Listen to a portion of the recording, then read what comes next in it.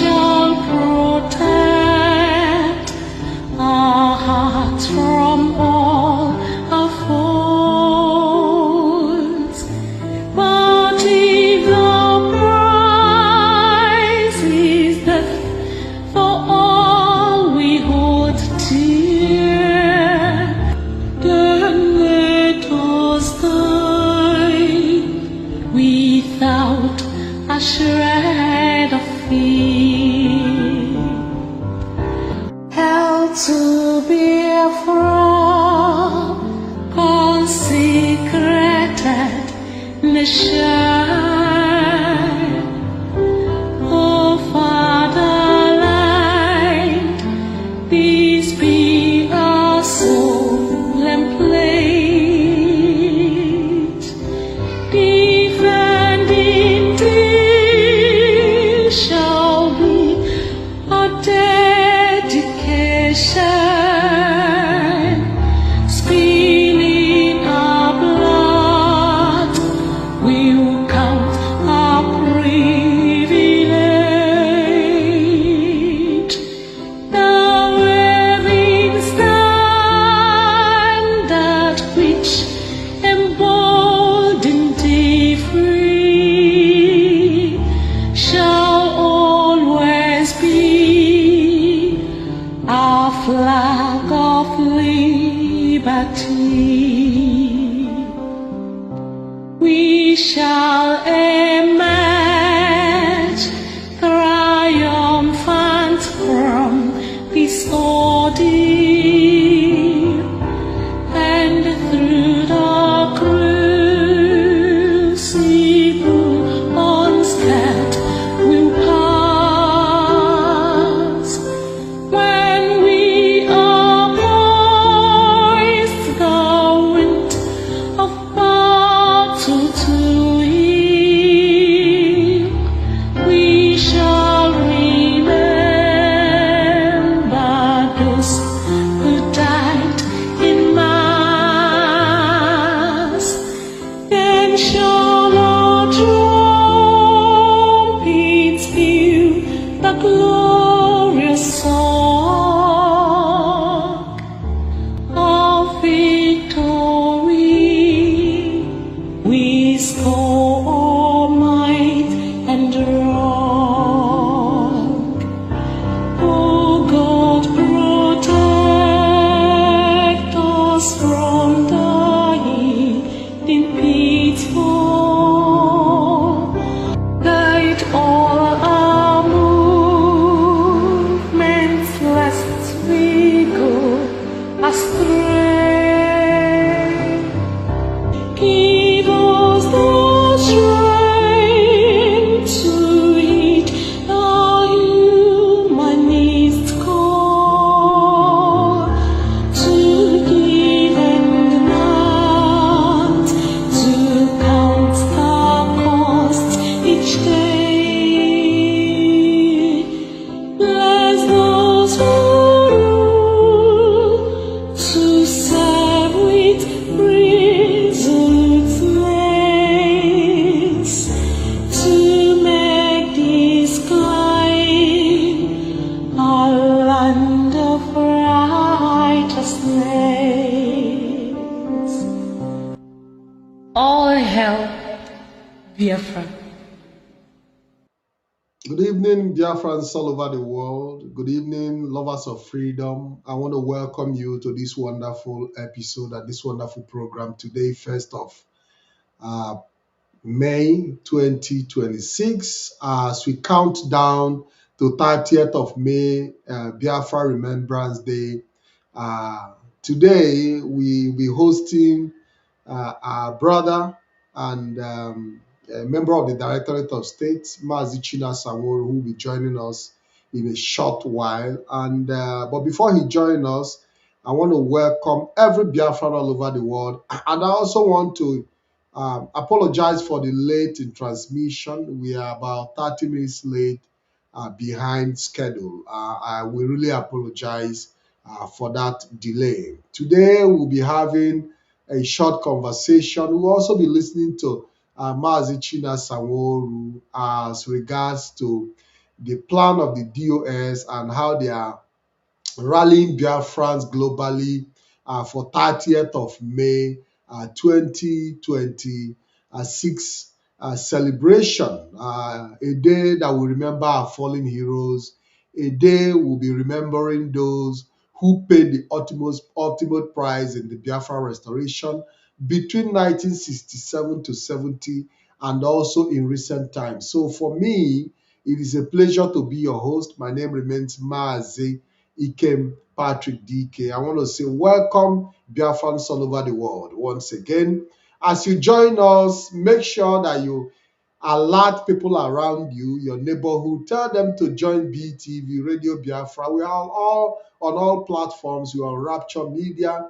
We are on also on Twitter X, and we are on Telegram Live, on so many platforms where you can watch us from. And it is quite interesting to see Biafrans joining massively. I know that many of you have been anticipating to hear the voice of Mazi Chinasa Nworu. And at this point in time, without wasting much of your time, we want to welcome Mazi Chinasa Nworu to the program. Mazi Chinasa Nworu, good evening. Can you please unmute yourself as you talk to Biafrans this evening?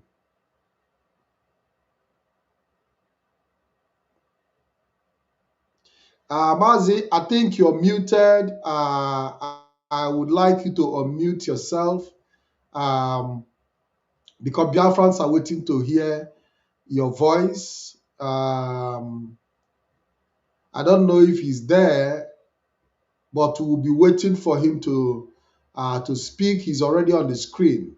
So while we wait for Mazi Chinasa Nworu to introduce Mazi Chinasa Nworu, by the way, no longer need introduction, but it has become our tradition that anytime you want to talk to Biafrans, you do the normal protocol, the normal introduction, just for the sake of doing it. But Mazi Chinasa Nworu doesn't need introduction, but we'll be waiting for him to come into the program. He's already here, tuned in, but we are waiting to see if he can start speaking. Mazi, are you there?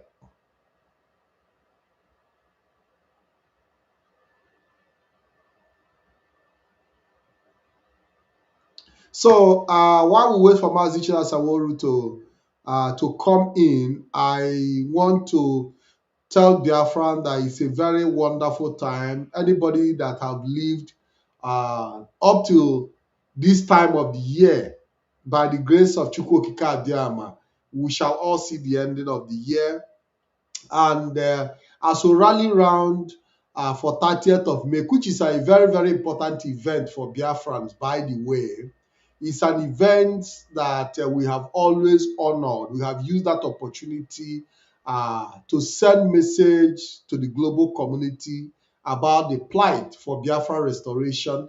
30th of May gives us the opportunity to reflect on the memory of the past and also be able to re-strategize for what the future holds for us in this struggle. So 30th of May is a very, very important day, and it's a day we cannot underestimate or undermine. It is a day that gives us that sober reflection, a day that gives us the opportunity to remember the heroes who have paid the ultimate price, the heroes who started this journey, the journey, for Biafra restoration, the heroes who took all the necessary measure in making sure that Biafra land is secured. And these are the heroes who have also set the standard for me and you. Because without them, we wouldn't be talking about Biafra. The establishers of this great future nation that is about to come. And we will always continue to remember them. But because without them, we wouldn't have existed in the first place. I don't know if Mazi is here with us. Mazi, can you hear me? Wonderful. Your voice is very sound and clear. You're welcome to the program. Thank you. Thank you, Mazi. Sorry, I was trying to connect. I was speaking few seconds ago, but I found out that my voice was not coming out clearly. Thank you, Mazi Patrick. He came. All Biafrans, all the lovers of freedom. My name is Mazi Chinasa Nworu. Mazi Chinasa Nworu served the indigenous people of Biafra as a member of the Directorate of State. And today is 1st of May, 2026. I come from Obingwa. Obingwa is in Aba province. And today, which is the 1st of May, for us, for we Biafrans, it is a very special month for Biafrans all around the world, those in diaspora, those at home. From the 1st of May is the day we start to count, a countdown to 30th of May, the day we remember all our heroes and the heroines who died because of Biafra. But today's broadcast is going to be a special broadcast because it is today first we are going to marshal out the plans we have, the things we have to do for the 30th May, so that every Biafran can start now to prepare what we are going to do on 30th May and in the month of May. 30th May, it is no more something to remind our people. Celebration or remembering the 30th May for the Biafran heroes and heroines is now, it's now embedded in us. It's part of our living. It's part of our, it's going, it's like a kind of part of us. It's a culture. Nobody should be remembered. And this is the credit we give to IPOB worldwide. And we also give to Mazi Nnamdi, the leader of this movement, who kickstarted this remembrance as far back as 2013 or 14, 2014, 15. By 2016, Biafrans were massacred in Mpo. And from that particular date, the way and the mode we celebrate our 30th May changes. As they normally say that change is the only permanent thing that happens in our life. The issue of Biafra by now is not something we continue to tell the history, even though our youths, our future generations supposed to know what the Biafran heroes and heroines, what it's all about. We are celebrating this 30th May every year, 2026, because our agitation is heavily influenced by memory of the 1997 to 1970.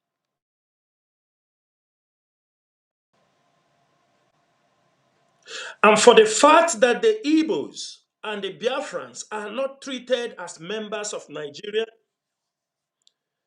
that is why we maintain what we are doing. Every one of us, everybody knows the issue of Biafra. And IPOB have brought the issue of Biafra to the limelight in this generation. IPOB have always maintained that the 1914 amalgamation of Nigeria was done without our consent or the consent of the ethnic nationalities that seek to exercise their right. That is why we seek to exercise the right to succeed. Indigenous people of Biafra, we continue to argue that our region, as long as we know it is being ignored, we are being killed, we lack infrastructures, we lack everything a people suppose, a people who have paid a heavy price.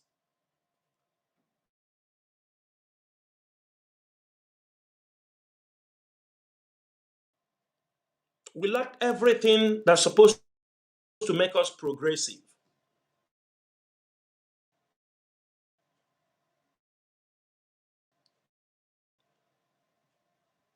The Biafran Civil War took the life of over 3 point something million Biafrans between 1967 and 1970. Journalists who covered this genocide, some of them and some of them gave a killed.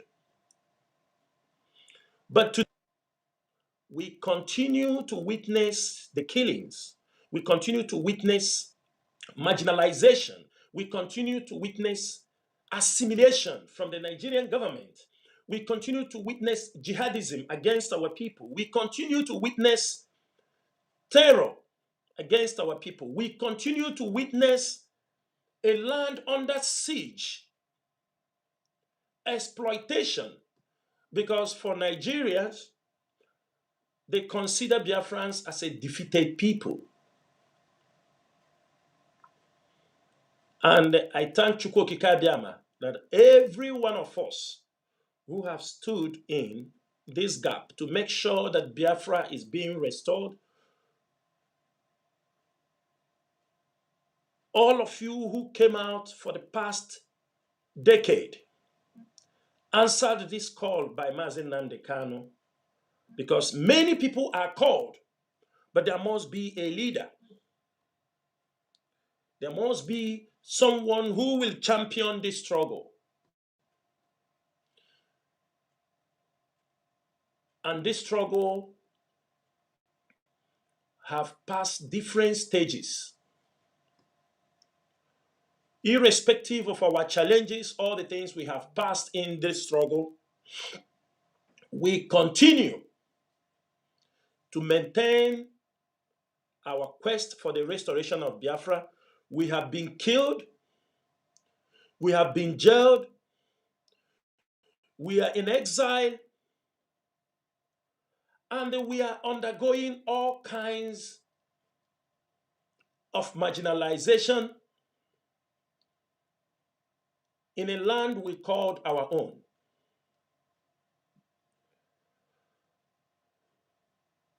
After the Civil War, Biafrans thought that we will be inclusive in the Nigerian project.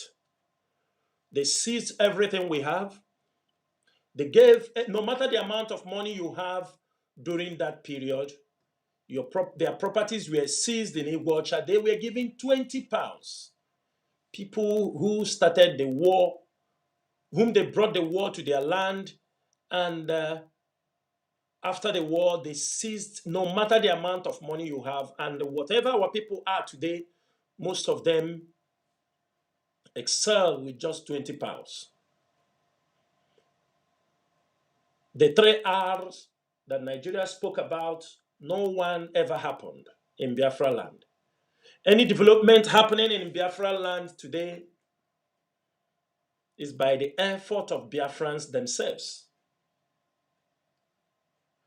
We understood there are people, they are scared, and we don't blame them. They are scared to even talk about what their life is all about. They are scared to say informations about the Biafran struggle. They are scared to identify themselves as Biafrans. Sometimes we don't blame them, but what we are saying is this. There are certain things that happens to a people that cannot be easily forgotten, cannot be easily.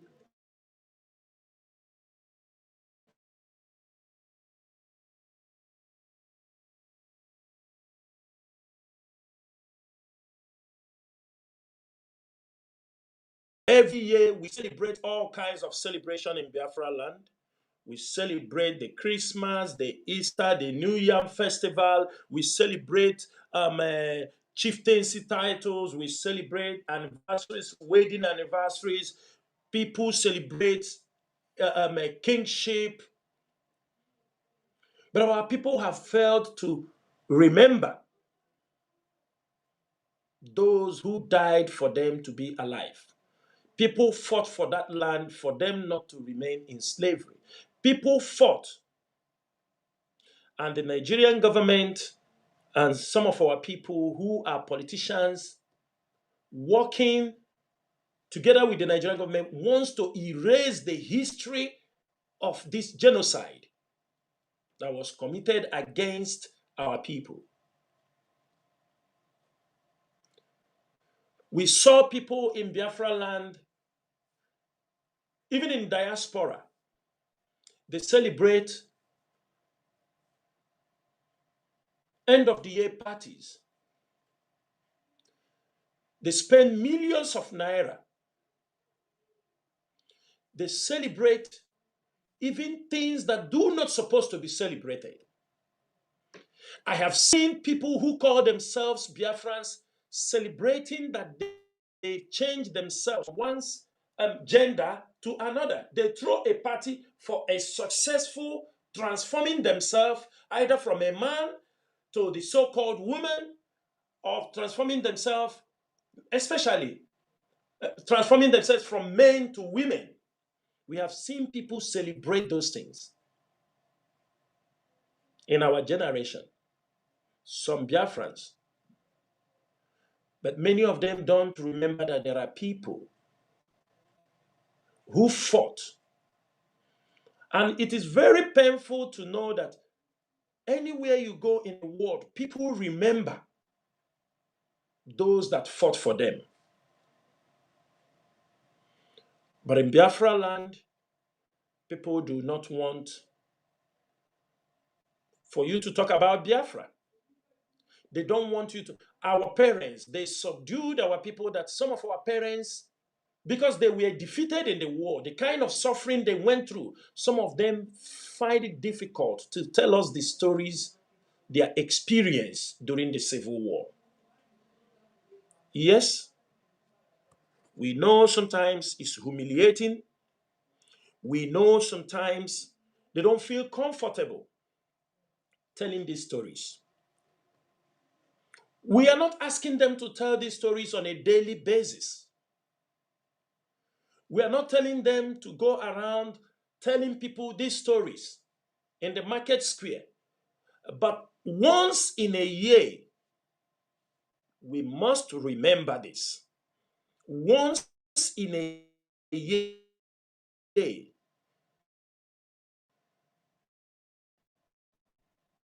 we must all come together to remember those who died for the sake of our people. We expect in this month of May, starting from today, I want to commend the Biafra media warriors, the writers, the TikTok team, the ex regional Biafra regional team, Radio Biafra team, the writers, all the IPOB media personnel who are fighting and protecting this struggle, irrespective of what we have done. I commend all of you, but we still have a lot to do. In this particular month, the instructions mapped out by the leadership of indigenous people of Biafra is that it is a month we are going to concentrate typically on issues of Biafra, our history, how far we have come, how far we have, where we are going, where our destination, our dreams and aspirations, our regrets, our experience in this journey. We expect all the media personnel to fully get engaged. Go to your archives. Let us show the world once again about what the world kept mute, looked the other way, and we were massacred. Our people are not only afraid to speak up about Biafra. We know there are countries. It's not that they don't want to talk about Biafra. They are very reluctant because of the threat they will get from those who are holding us down. During most of our diplomatic journeys, we do hear what they say.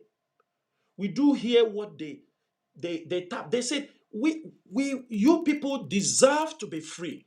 You people deserve to be. But if we talk about you,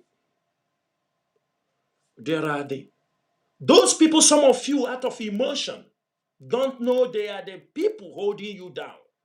Some of you praise them. Some of you, you want to die for them. But they are the people are afraid to talk to you. I mean, government. They will tell you, we talk about your Biafra. They will come against us. You ask why. They say they are the main people holding you down. There is no other way we can be able to escape this than a continuous creating awareness. I will tell you people something this night. Also, in the course of our agitation, in the course of our diplomacy, this leadership stumbled into people because certain things we have to say it for our people to understand. We stumbled into some diplomatic issues or diplomats or lobby firm who confidently told us that if we really want Biafra, that there is a need that we must go to speak to the family of Harold Wilson, that some of his grandsons are in the government, that the policy, the colonial policy by the British, which was used to massacre us, which was used in destroying us, which was used to kill us, which was used to keep us always down. He said that colonial policy have not been changed. That even if we want to lobby, that we have to go to the family of Harold Wilson, the man who told you people he don't care how many millions of Biafrans are killed. What he cares is to protect the British foreign policy. And it is there. If many of you, when they told you that there are people holding us down, some of you don't understand. You dine with them. You will die for them.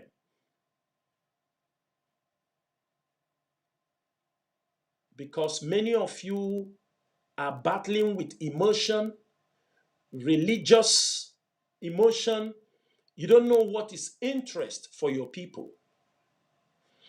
The difference between the IPOB leadership and many IPOB officers or members who understood what we are doing is that we don't deal with emotions. What we want is only interest for the Biafran people. No emotions, because your emotions will deceive you.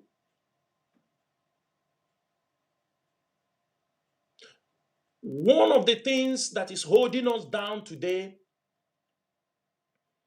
is we are not sophisticated enough in the way we reason. We are easily deceived.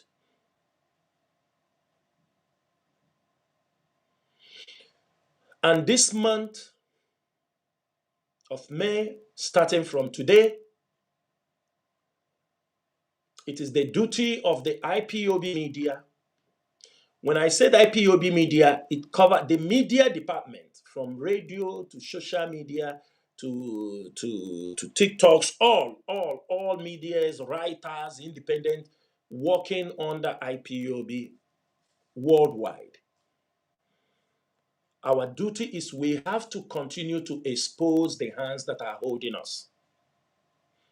We have to continue to tell the world, because one mistake we are going to do, and we are doing this mistake from time to time, is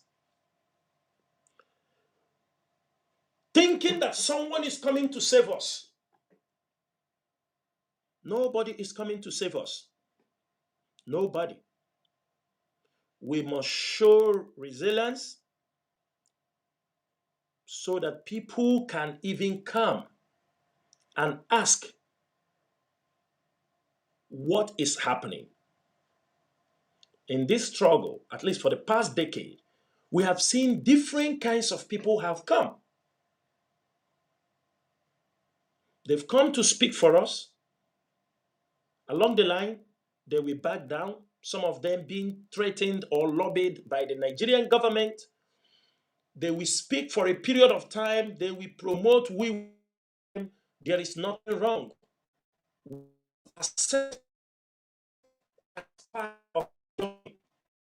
They are not our brother. They are not our sister.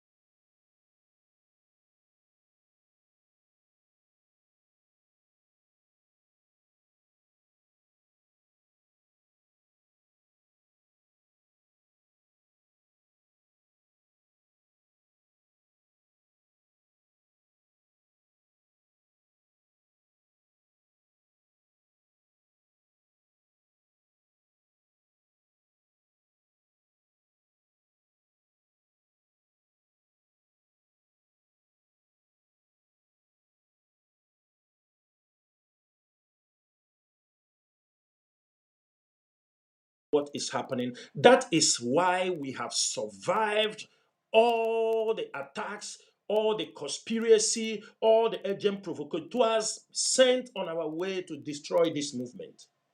Remember, apart from those that were killed during the Civil War, our people on a daily basis, from time to time, month to month, our people are being killed. And in this month, we are not remembering only those that were killed between 1967 to 1970. We are going to remember all those that were killed since IPOB started this agitation for the restoration of Biafra. We are going to remember all those that were killed at Headbridge, Onitsha. If you know your people, those their people were killed, the coordinators, because we have to update our list. On the 30th May that we are doing the prayers for our people, we have to update this list.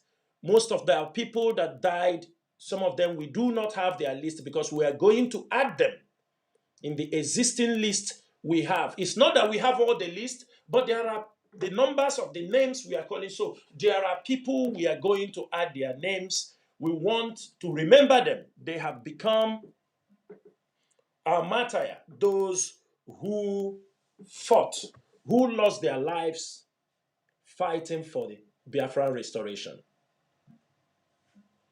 Fighting for Biafra restoration. One of the most important things we have to know is this.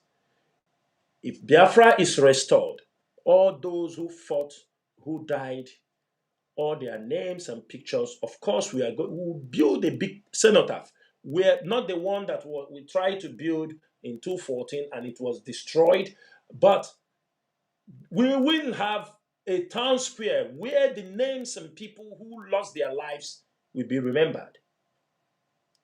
We're going to remember all those that were killed in Mpo Massacre, Aba National High School, all those killed in Afarukwi Bake, in the compound of our leader, those killed in Isi Alangwa, all those, our coordinators, our principal officers that were adopted and they lost their lives in detention. All of them, our national coordinator, which is National Biafra Line National Coordinator, he died in service. He was assassinated. We're going to remember all of them who have sacrificed for this great movement. And also, in this particular month of May, it is a month we want Biafrans both at home and in diaspora. It's a time to support some of our veterans. There are veterans. We have our veterans who are still dumped somewhere. They were dumped somewhere in Oji River. Poverty is really dealing with this, our veterans in that place. I think, Biafrans, it is time to show them love during this month.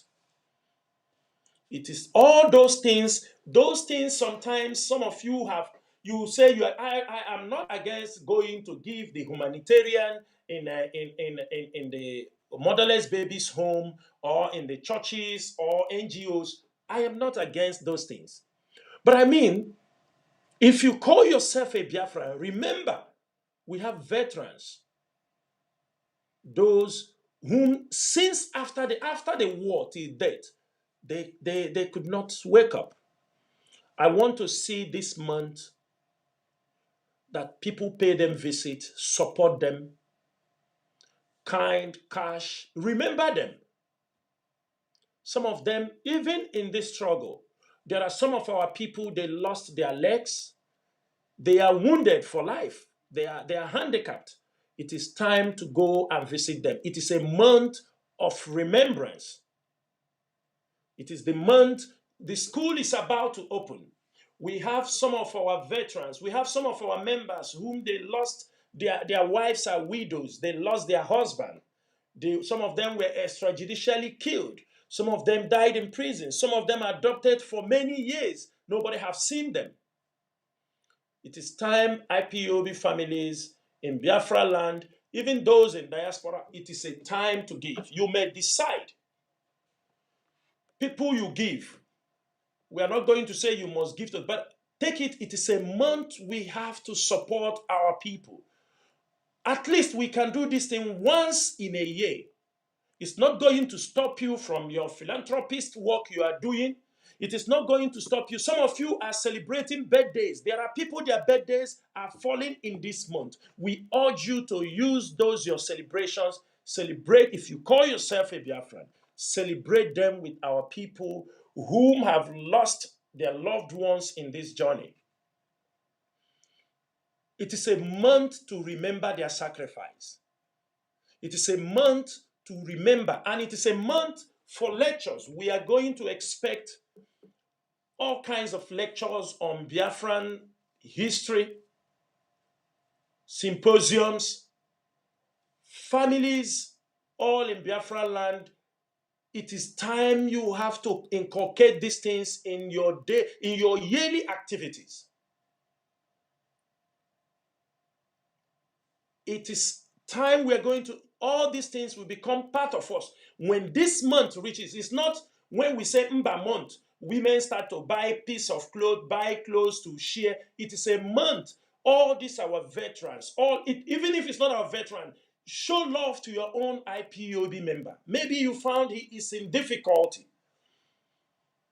Pay school fees for one of their children whom you know have dropped out. Take one of them and train him in a job. This is the month. This is the month. Support the widows with agricultural crops or seedlings, economic trees. This is the month. Let us make sure that the month of May, from the 1st May till 30th May, will be a month we will remember. We are not remembering because we are not bringing them back from life. But like they said, we have our Biafran Educational Awareness Program. That's Ozemena. We remember. We must make sure that people don't start to have a double mind about what Biafra is all about. Yes, people came out to give Biafra a wrong image just for this past 4 years.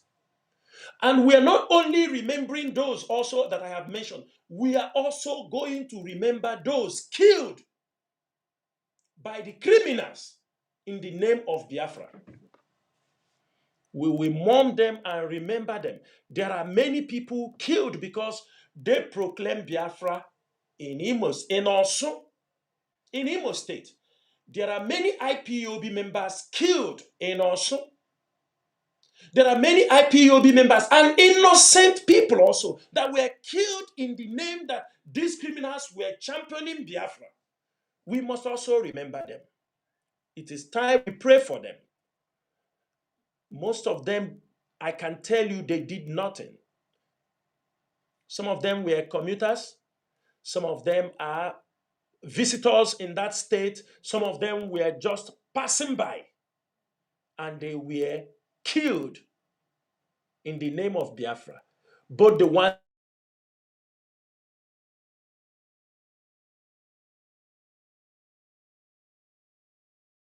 the criminal killed, both the one military and his militia team killed.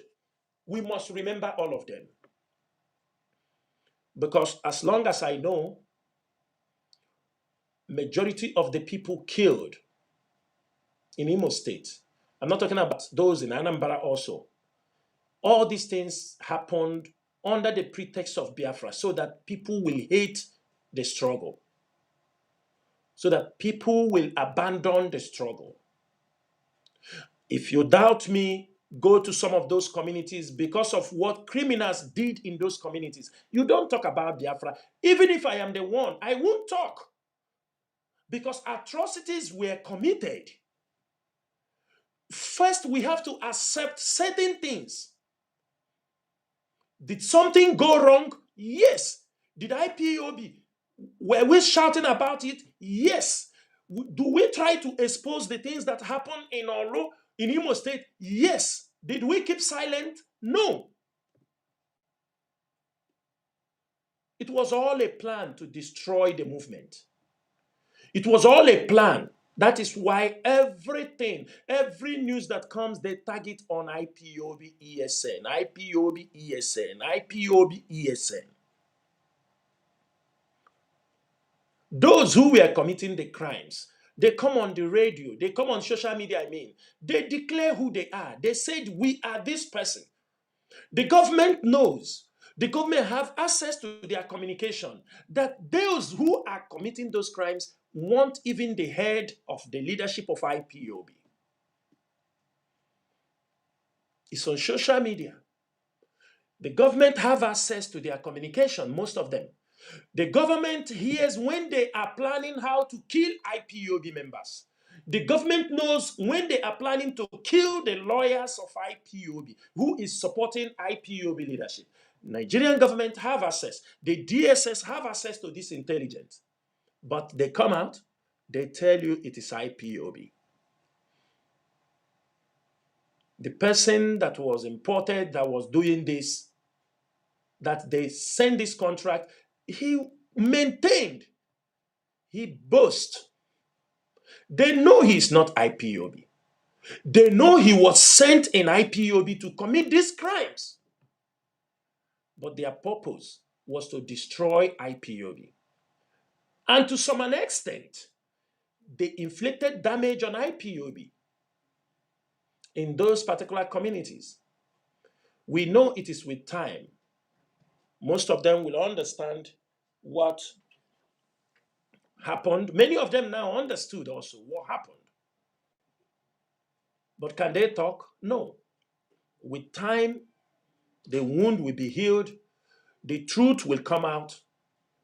People will come out and say exactly what happened. Because for now, people are scared to talk. People like Dave Omahi, who was pushing people to Imo State. People like Hope Uzodinma who accommodated, bring in killers, just concentrate in one place to give IPOB a bad name. That was all they want, to destroy the movement. People have died in this struggle. And why the leadership of IPOB continue to maintain their stand, why the leadership of IPOB and all the IPOB hardcore worldwide maintain their stand is that we know the truth. And we will continue to speak the truth. We join this struggle. We are called in this struggle to deliver our people. And we are doing all we can. For some of you who think because you have pushed fears and you have killed our people, that this will deter us, it's not going to deter us. It's not going to deter us. But the only thing I am saying, telling Biafrans today is that the journey will be more difficult. The journey we are in now needs men of integrity. It needs men of honor. It doesn't need criminals. We must continue to tell the world and show the world that yes, along the line, they know that people wanted to hijack the struggle. They know to destroy this struggle. They're not going to give that opportunity. Because any day we step back, Nigerian government will pick every one of us. We pick them silently, like what they are trying to do now. Because now those who you see shouting on social media, stabbing one another on the back, they are now so bitter that they are now selling informations about you and me and everybody. Their frustration. For the past 4 years, they have tried to bring many of us down. It's just that Chukwu Kikabiama gave us the intelligence to keep calm when the storm is raging. Most of you don't know what the leadership goes through. Betrayal, sabotage, day and night.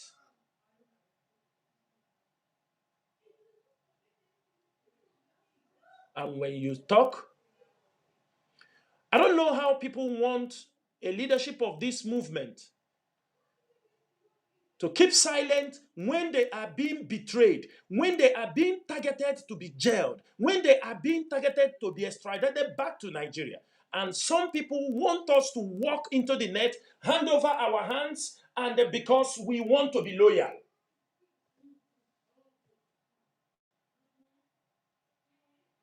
This is a struggle that have taken the lives of people. Any action you take here, you must reflect. Think back. Think about the consequences. What will happen to your people? Come out with the best idea. The world will know that you tried your best. You did all you can. You don't have to be reckless in your speech, in your actions. You don't need to be.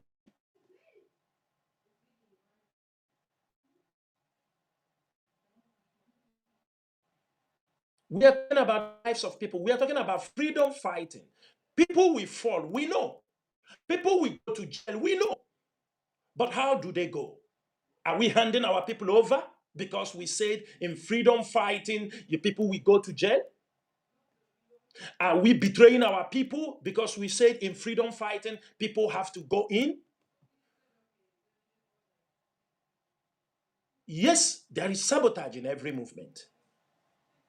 That sabotage coming from the top flank, this is unacceptable.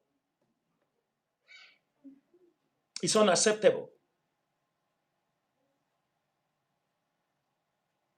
The leadership have endured a lot of things, and we take it as part of the movement. But at a point, there are some information you have to declassify. Because of what? Many of you today, you go to social media, there are people you call names. You don't only call them names, if you got an opportunity, you can kill them. But you will kill them out of your own ignorance because you are being deceived, because somebody played on your intelligence.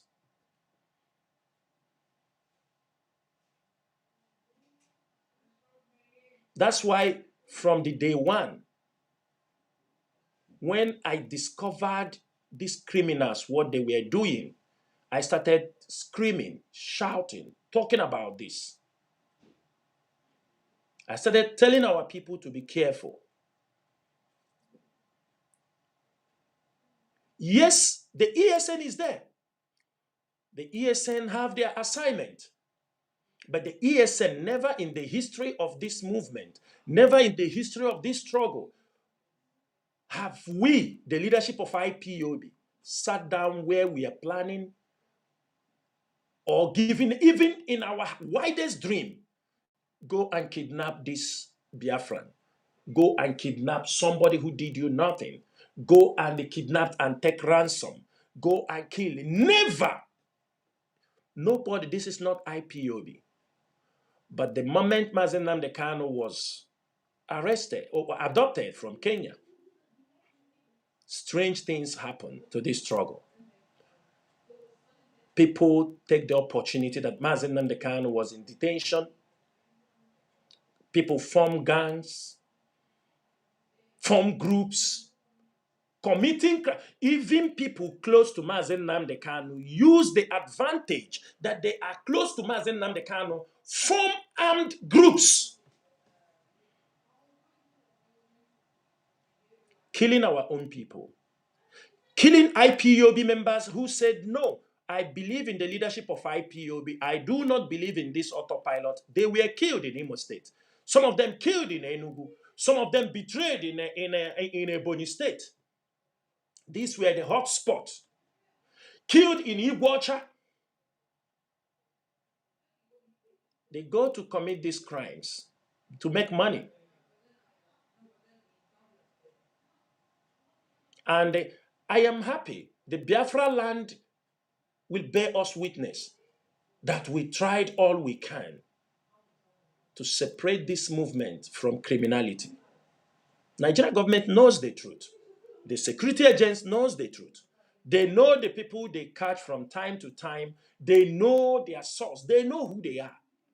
But for the fact that they want to destroy IPOB. One thing many of you don't know, you don't think. Many Biafra, many people in this struggle don't think. Yes, you may love somebody. You may love me. But I want you to always question whatever we are doing. Come, if you don't have, not on the social media, because there are the ones we will tell you on social media, some of you will back out from this struggle. If you have a confusion, you can go through your coordinator. That has been always the way IPOB operates. You ask questions, you will be clarified. But if you are not an IPOB member, you come on social media, you wreck, you don't contribute in anything in IPOB, you don't go to meetings, you don't go to anywhere, you are just attaching yourself because you know Mazi Kanu. It's not gonna work. We owe you nothing, and we don't explain to you nothing. Even if you are attached to Mazi Kanu use you to push out certain things, you bear the consequences because it's not our problem. You are not under our command. That is why you see some people mess up on social media. We can't, he's not an IPOB member. We can't. We don't owe him no responsibility. We owe him no explanation. There are people killed this period because of this struggle. A lot of people are killed these 4 years. We are going to remember them. A lot of people were killed. A lot of people were killed. All those things was to make sure IPOB was destroyed. All those things was to make sure that the leadership of IPOB were dragged, picked around the world, and collapsed the movement. And even at a certain stage, Mazi Nnamdi didn't help the issue because he got the opportunity to exonerate this movement from criminality. He didn't do it. He got the opportunity to come in the court, and they gave him opportunity to speak and exonerate this movement, exonerate the people. He didn't. It's not that he don't want, he intentionally refused to do it because of people surrounding him.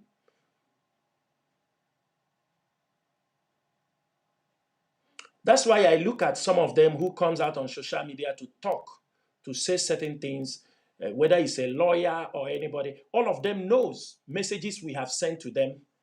They never one day come back with any important or any positive response. But I see them come on social media to yap, to talk certain things. We look at them and we keep silent. We move. This struggle, what happened to this movement for the past 4 years, this struggle supposed not to survive. It is the few men of integrity in this movement kept this struggle alive. Because before Mazi Nnamdi was rendition, and when he was rendition, they tried to damage our personality. They tried to criminalize our names.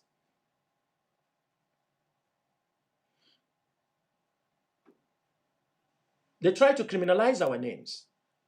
When we told people about Simon Ekpa, many of you don't understand, but I hope one day, and some of you today have known how Simon Ekpa came into this struggle, but you are ashamed to speak out. This was somebody, an agent, picked by a hand and handed over to Mazi Nnamdi to come and take up leadership of IPOB. And many of you were backing and supporting. This was somebody. We saw what happened in Germany. We saw what happened. Somebody, a politician, pick him, hand him over to Mazi Nnamdi, tell him he must be in the leadership of IPOB. And Mazi Nnamdi took him, want to impose him on the leadership of IPOB. We become the devil. Because we said no. Because we said this guy will not take over the radio without accepting the basic things. Today we are being blamed that had it been we allow him in the leadership of IPOB, we would have controlled him. So he won't come. So because we didn't allow him to be in the leadership of IPOB, that warranted him to go to massacre, form gangs, kill our people, do everything. These were all plans to dismantle IPOB. It did not start on Twitter on the June 2021. It did not start from that time. What happened in June did not start on that day. It was a program that was already, they created website for him, called him a lawyer, a former army chief, a former politician in Finland. Go and look for those websites again. Does they exist again? They don't exist. They are over. They have all pulled all of them down because they prepared it. You type his name, you see they say he's a legal practitioner, he's a Finnish army, he have a law firm, he studied in Switzerland. They make a fake image that they will say, if you know, this one is do you understand me? If you type his name, put his picture with Mazi Nnamdi, and they came and caused havoc. Not only on IPOB, havoc that if it is only IPOB we can manage, but caused havoc that took the lives of our people in thousands. Criminals. And I am asking today, and I will continue to ask, who in all this, who got cheated, who got scammed, who got deceived? In all the things we're fighting, who was really being played here? It was Mazi Nnamdi that was played here. Because the person the lawyers were supporting, he got 6 years in Finland, while Mazi Nnamdi got life imprisonment. Mazi Nnamdi got life imprisonment, while Simon Ekpa got just 6 years in an European prison, while Mazi Nnamdi in Sokoto prison. Many of you who connived and do this evil, you have no remorse till death. You have no remorse. Many of you that became part of the people that massacred our people, you have no remorse. Many of you joined them for criminality. Criminality. Because there was crime going on. Women, ladies, men, when the criminality started, they were trooping in Olo. Both women and this, they were trooping.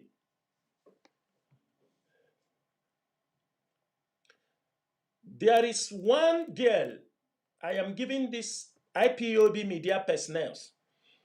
I am giving this information on social media. There is one of the girls who was part of this movement.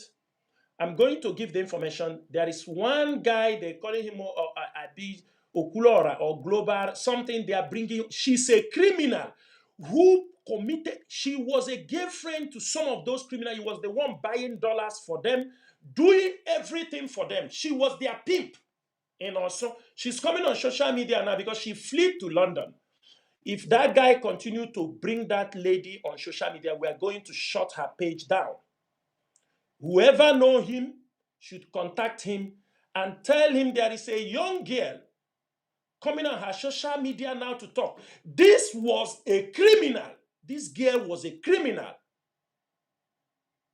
All the crimes committed in Osun, she was part of it because she was a whore among those guys committing crime. He was their girlfriend. Kidnapping money was taken. She is the one that buys the dollar for them. She's the one, even the day one of his boyfriend was killed, he went somewhere telling them it is Chinasa that make his boyfriend to be killed. He go to tell the Ezewanye. He was ready to pay 800,000 for the woman to do anything that Chinasa would stand and collapse and died. Today, they spotted her to UK. She's in UK, coming out on social media. People. And I will call that guy in particular. If he allowed that criminal girl on that platform, wherever she know that anything happened to that girl or him, she will know he's the one responsible. People who came and dent the image of this movement, they have no right to come out and speak to our people again. If you know you have deceived our people, lied for our people, that leads to the loss, the life of our people, respect yourself and pack one side. Pack one side. So that let us restore the image of IPOB and restore the image of ESN. Because you people came to destroy. But you have failed. Why I'm saying this is because you have tried. We have seen all the game. So respect yourself. That is all I am asking. Respect yourself. Respect yourself. All this thing happening on social media when IPOB is going through a lot, it's not that we don't know what to say. It's not that we don't know what. All accusations. We see all kinds of accusations. If people write something on social media, they will claim it's Chinasa Nworu that tell them to write it. It's China. How can... So all my life, my duty is to be on social media, looking at what every person wrote on social media, writing to give them to go to share. Sometimes some people bring argument that this person who wrote this thing, we know him, he can't write some, and they forgot we are living in a world of AI where people draft their articles, give it to AI, it will give them in a perfect, as a professional journalist, They continue just because they want to blackmail people. They want my duty to be scanning the social media, the leadership of IPOB. If somebody say, get away, Chinasa is supposed to go and attack that person. Somebody say, get away. If Chinasa doesn't go, it is Chinasa that is asking him to be writing those things. How can people be emotional blackmail? You think those things can move me? You think it can move the leadership? If people can come out on social media and say that we are behind what happened to Mazi Nnamdi, if the siblings of Mazi Nnamdi can come on social media with his in-laws and say we know what happened to Mazi, we are the one who sold him. If we can pass through those blackmailing, what else do you think you are going to use to blackmail us? Blackmail somebody like Chinasa Nworu. What else? What else? One thing is this. Some of you come on the social media. You start to use your hand, bringing some issues on the social media that you know nothing about it. You know nothing about it. Somebody might have cooked something and gave to you. And this is how, when you continue telling those lies, we decide to respond. Or people start to ask us these questions, these things they are saying. Do we have right to explain? No, this is not how it happened. This is not how it happened. This is how it happened.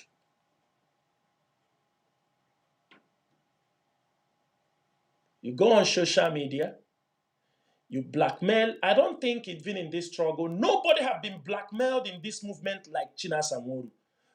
Mazi Nnamdi Kanu, nobody have blackmailed because we were there to fight for him every now and then, all these years. Just within 4 years, the greatest blackmail I have ever seen on social media and Biafra struggle is on Chinasa Nworu.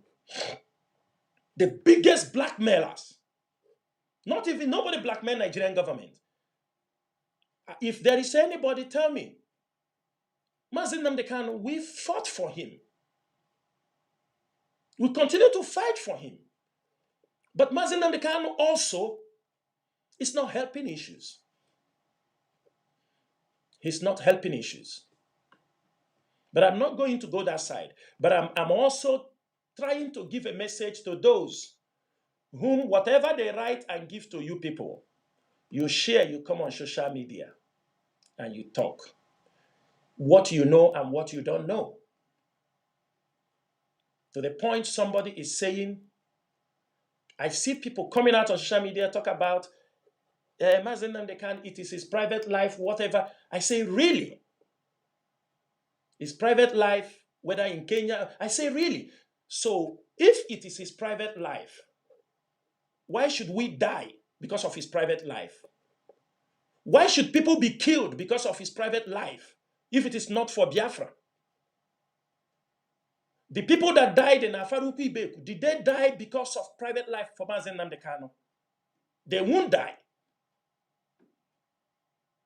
Because of, is it his private life? We organized protests against the Kenyan government around the world. Continue to march protests. We organized one of the biggest protests in Belgium. Is it for his private life? Anybody dishing out this kind of rubbish to the social media, you are not helping Mazi Nnamdi Kanu. You are not in any way trying to protect this struggle. Because that line you are going, I tell you, is very dirty. And if we come out from it, nobody will look the same again. And I am using this opportunity to warn you people. Restrict some rubbish you people are talking on social media. Even IPOB members, if IPOB media personnel, stories you don't have, don't publish. Don't, because people are coming out blackmailing the leadership. Yes, you people have to defend the leadership. You have to defend the struggle. But sometimes, don't allow the enemies. We fought this thing when Mazi Nnamdi Kanu was renditioned. Every one of you. We fought this. When Lai Mohammed came out, it is go and search what Lai Mohammed said when Mazi Kanu was renditioned. Lai Mohammed made some press conference, said some certain things, who ordered that we should make sure that what Lai Mohammed is talking have nothing to do with the rendition of Mazi Kanu. Who championed it? Who was in the forefront? Is Chinasa Nworu.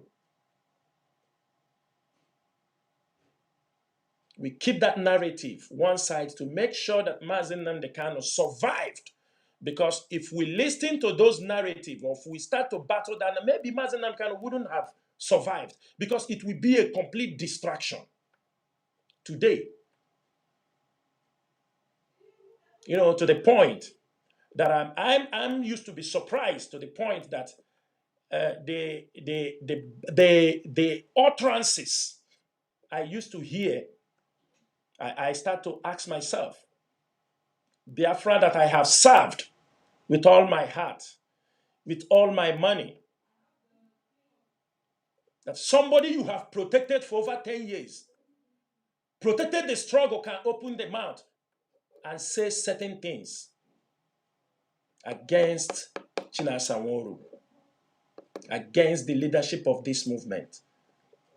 Allah Biafra, he will take revenge, irrespective of anything. To the point that things will be written, threat, going to kill Chike Doziem, kill Chinasa Nworu, kill our former, kill this person. You who is making this threat, have you go and ask questions? Because there are people, not everybody you can threaten, and not everybody take every threat lightly. He killed Chinasa Nworu, kill this person, burn their house, and forgetting that the person you are threatening have his own ability. If he want to wreak havoc on all those people talking, he have the ability.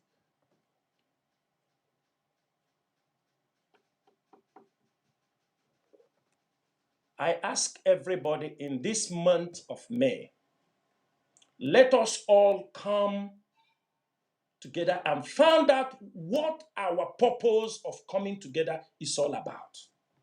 Threat will not solve any problem. Lies will not solve any problem.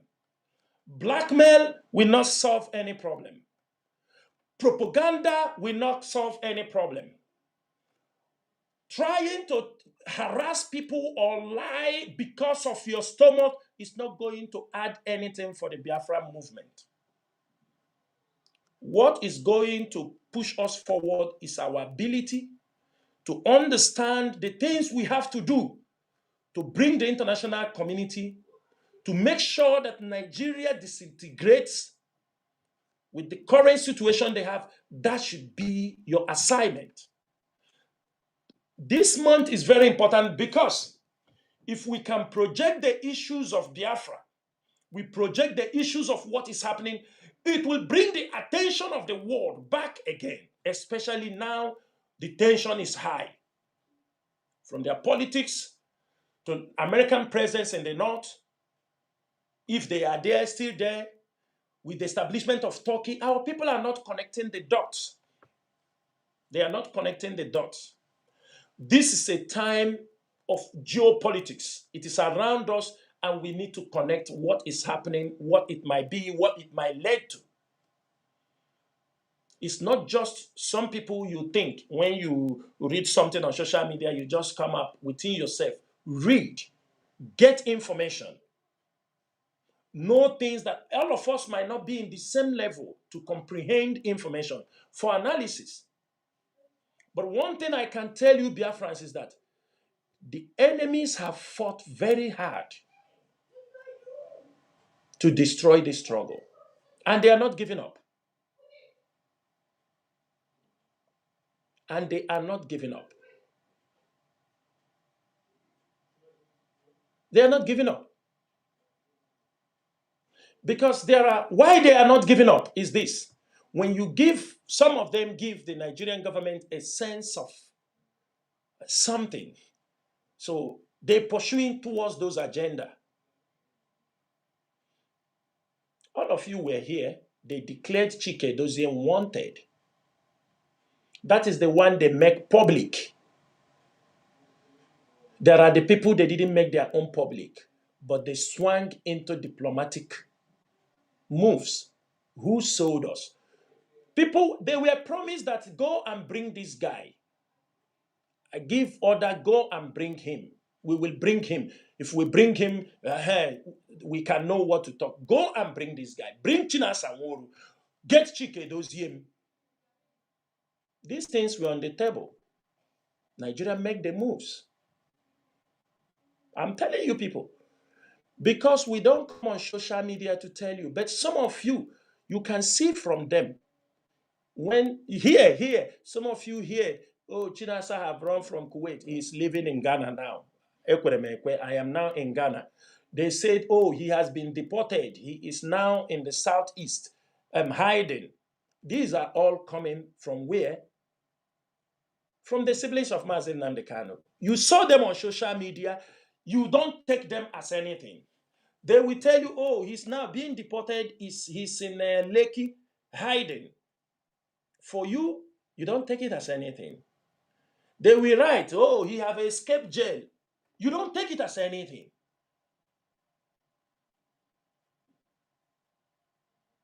When we were talking about Simon Ekpa, they refused.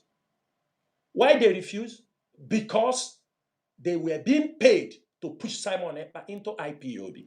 People were being paid to promote Simon Ekpa in IPOB. Some of you may not understand it, but one day, or get close to people who know what I'm saying, you will understand what happened in IPOB.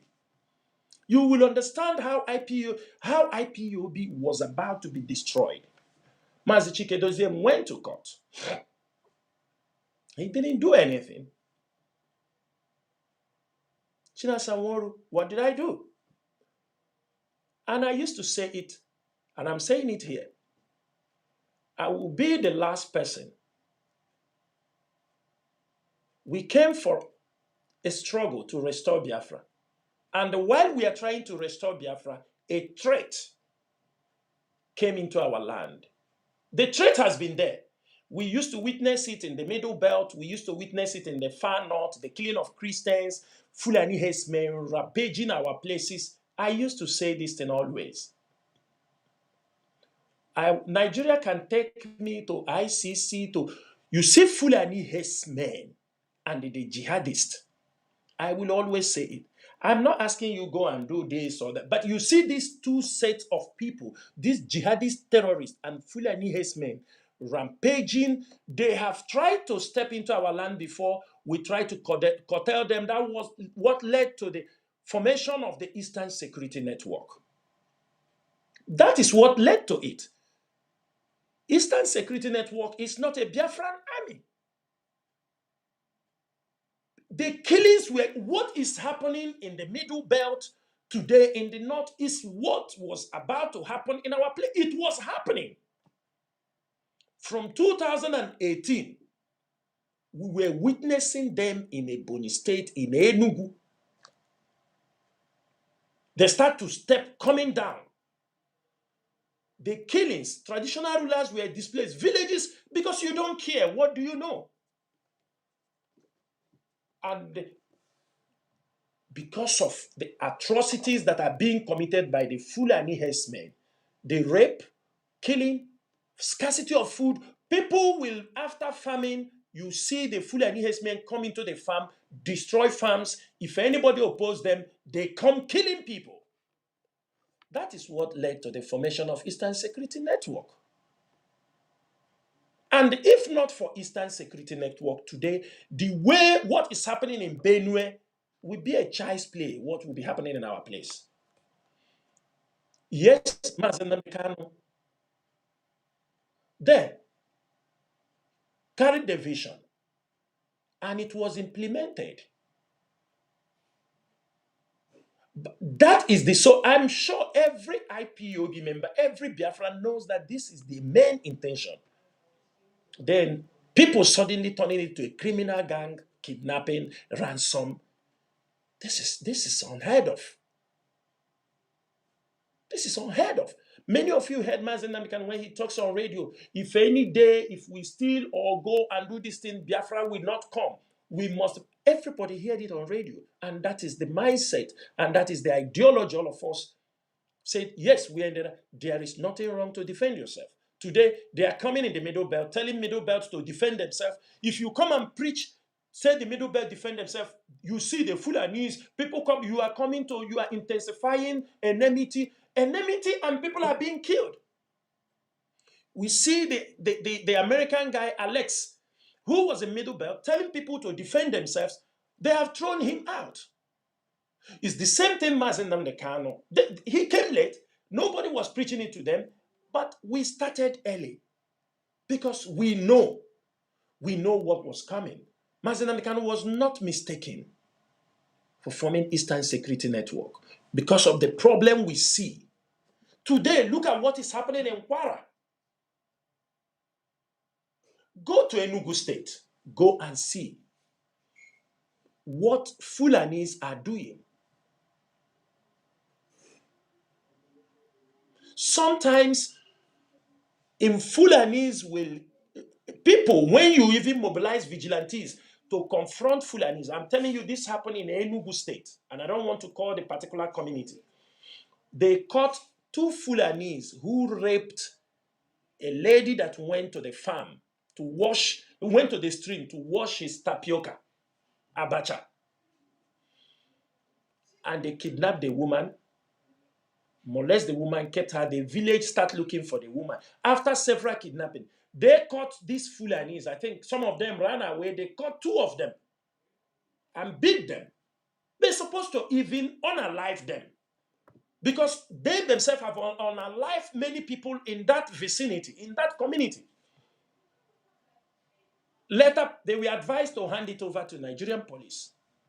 They took them to go to hand over to the Nigerian police. They were detained, 6 of them. They were detained. Who gave them authorization to beat the Fulanese kidnappers? Who gave them There was no cow involved. There was no cow. 6 of them who took them to the police station were detained. And they have to bail themselves. I think after detention over nearly 1 month, they have to bail themselves with 60,000 naira.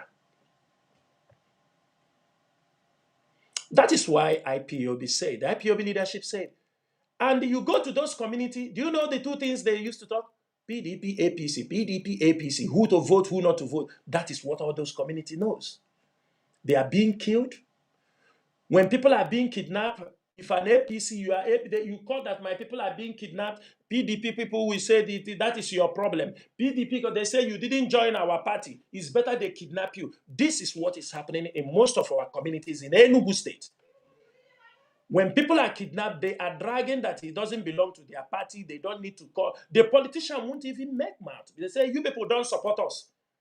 This is what is. That is most of the things that do happen in our places. That is why the leadership authorized the Eastern Security Network. If intelligence reports are given on what is happening in a community, the Eastern Security, the leadership do not take any approval from any traditional ruler, any politician, any PG. If you welcome us, good. If you don't welcome us, not a problem. We will come there to defend the land first. And that is why when people talk about people who witness the experience, who have witnessed first-hand experience of Eastern Security Network, will tell you how dedicated, how professionals these guys operate. Communities can give you testimonies. They come, deal with the threat, they back out.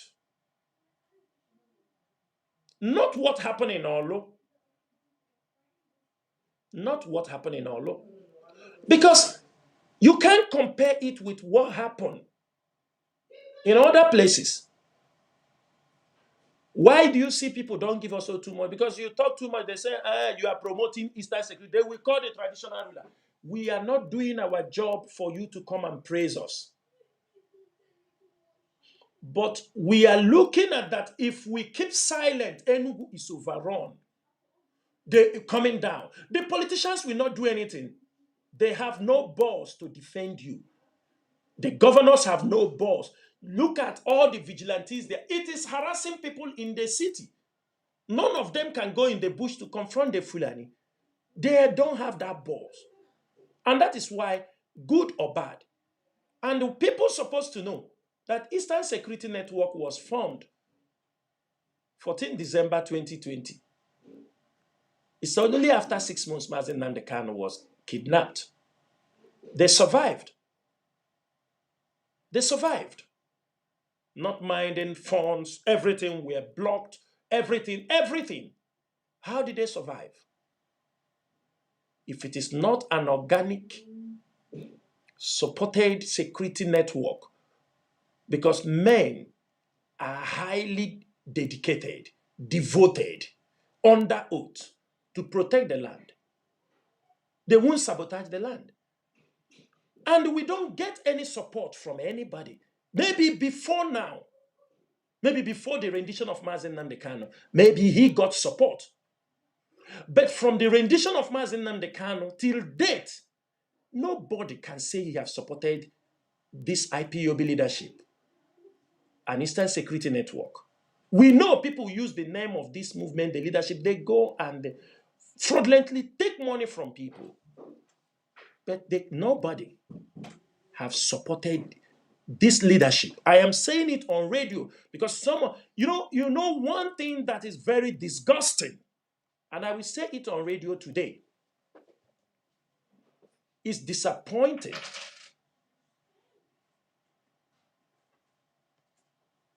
that there are people, they go in the back, they take things in the name of IPOB. They will claim it is their personal, they gave them. But they use the name of this movement, gather support. They put it in their pocket. It becomes their private something. It becomes their private money. I'm saying it so that people, from the time Mazi Nnamdi was rendition till date, nobody. It is the little money IPOB worldwide are supporting is what we're using to maintain the little sanity you see in our place. Sometimes these people might think they are the one, but they don't know. One important thing is that because we are a grassroots movement, we have that power to keep peace. We have that ability to maintain peace. People committing crimes where here and there are being sponsored. You ask yourself, all that happened in Imo State, was it only in Imo State? We have IPOB. Don't we have IPOB in other state? Don't we have in Enugu, in everywhere? Why Imo State? Eliralo Biafra in Imo State. No, it's because that is where criminals gathered. Dave Umahi was shipping them from Ebonyi State with Simon Ekpa. If you watch out what happened, you find out that never did Simon Ekpa ever one day attack Dave Umahi. I don't think many of you can find that. He never attacked Dave Umahi for one day, but he was busy attacking Hope Uzodimma, attacking Peter Obi in elections, threatening Peter Obi. You don't see him talk about Enugu governor. You don't see him talk about Hope Uzodimma. You don't see him talk about Dave Umahi. Because Dave Umahi was releasing money in millions. We know everything. We know everything. There is not only Dave Umahi. In this struggle for us to move forward, I was shouting on radio here, the number of boys being imported from Ebonyi State into Imo State. Today, You see people in Imo State talking about these guys. I was shouting on radio. They come those houses after they chase people away from the community. They go to the houses. They pull conduit wiring, aluminum glasses. They will cut doors, irons. They will even unroof your building. They will unroof the building. They say scrap. This business was mainly carried out by people Dave Umahi sent in from Ebony State. He cannot deny it. They used to bring them with buses and they will enter Imo State peacefully. Nobody stops them.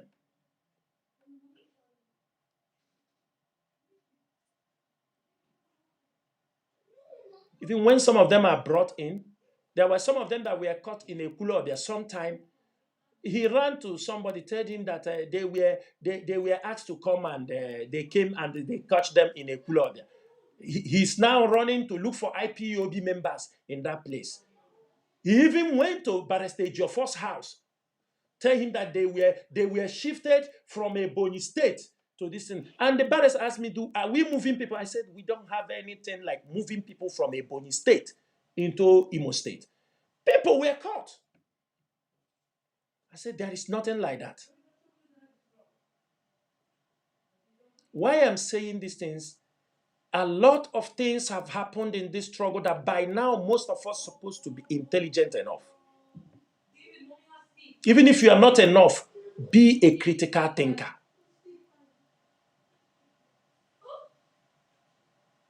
Look at the number of people who Uzodinma have killed in Imo State. Look at the number of people, imported people. And I am using this opportunity also to talk, because tomorrow it will happen. They will say it is IPOB. Tomorrow. You know, when Anambra wanted to start election, people were imported. Dave Umahi, Hope Uzodinma imported these criminals from this Asari Dokubo team. They entered, they were at the border between Anambra and Anambra South. From this also, they were operating. Then the PDP, because it was APC, PDP did their own organization through Tompolo, his own boys, moved them from Bayelsa. They come in through Delta State. Because of Anambra election that time, havocs were caused. Today, because they couldn't take Anambra, today, most of these criminals are now positioned in the border of Abia State and the Imo State. Because they have a plan to destabilize Alex Oti. Most of these criminals, and even some of them they are bringing from Ebonyi State, they are now camping in a village, border of Abia State, Umuahia, and Okigwe, Ezinnachi to be precise. And the Nigerian military is at Okigwe roundabout. They see them, they operate. They are coming out from that place. They go to Umololo, they kidnap people. They come to Obinetiti. They go to Arundi Zog. They come to Onimo. Taking people, going. But the military is at the roundabout. But they are where the border, Ezinnachi, border of Okigwe and Umuahia, where they are making serious plans to unleash havoc in Umuahia. But we are following them. But why we are saying this thing is Alex Oti, the IPOB, they are state governors. They have securities. They don't have intelligence of what is happening in their state because they are all about money. They are on the road extorting people. They don't know. Even if they see, they will look the other way as long as money is given to them. Because who are planning? APC people.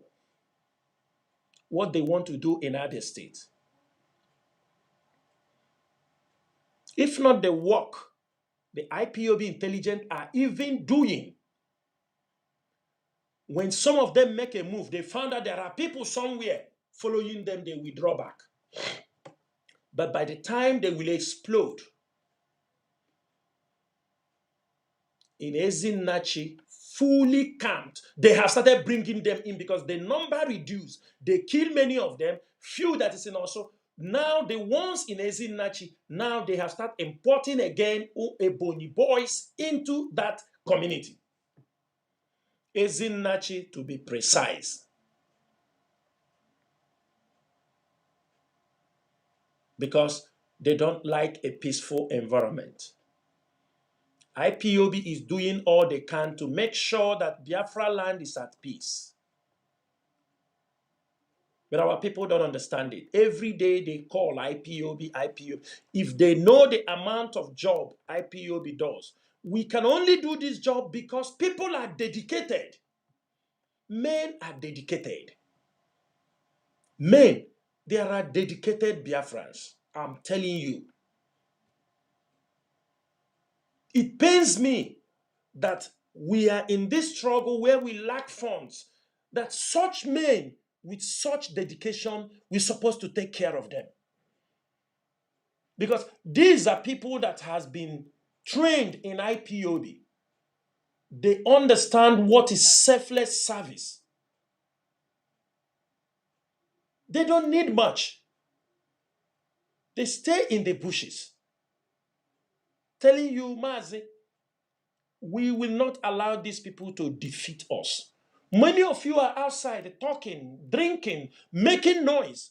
But I can tell you, men are somewhere in the bush trying to make sure that the land is not. We are not only suffering only Fulani herdsmen. There are criminals also, because some of the criminals that are dealing on this Mpurummiri crystal, now some of them have built their camps inside the bushes, where these criminals come to buy things, drink, and they go in for operation. That is what they are doing now. Most of them, these people dealing on Mpurummiri, build camps in the bushes where they come to supply the Mpurummiri. They all vacate and go to the city to cause havoc. The best security every people, every region, every government can is to prevent crimes from happening to prevent the things from happening before they happen. That's the best security.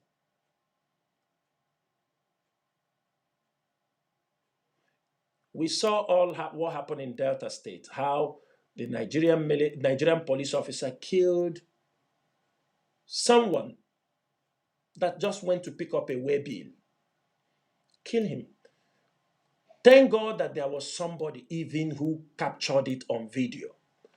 Because we are talking today because somebody captured it. What if had he been they put him in the vehicle and leave? Kill him somewhere, throw him outside the gutter, say he was trying to escape. Who will know? But it's here and I say every day for the thief, one day is for the owner of the house. That is what happened to that police officer. Because it is very simple.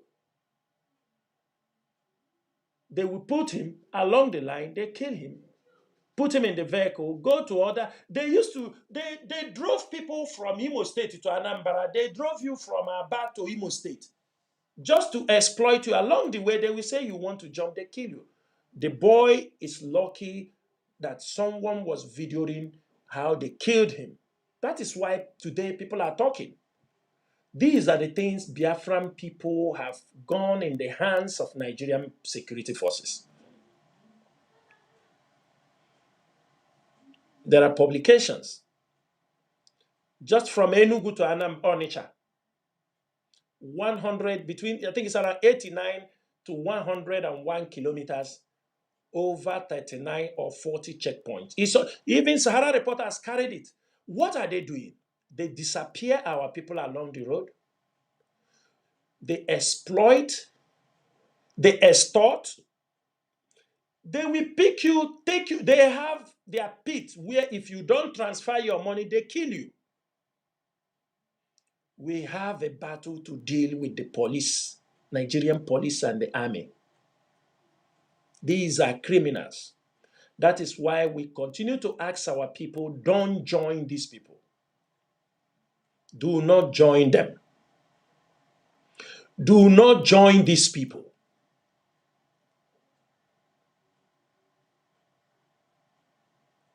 Biafrans, we have a lot to do. And that a lot we have is the ability to watch our back, watch our territory, because something bigger is coming.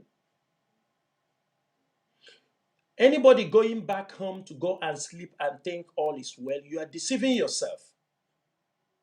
Look at what happened in Mali.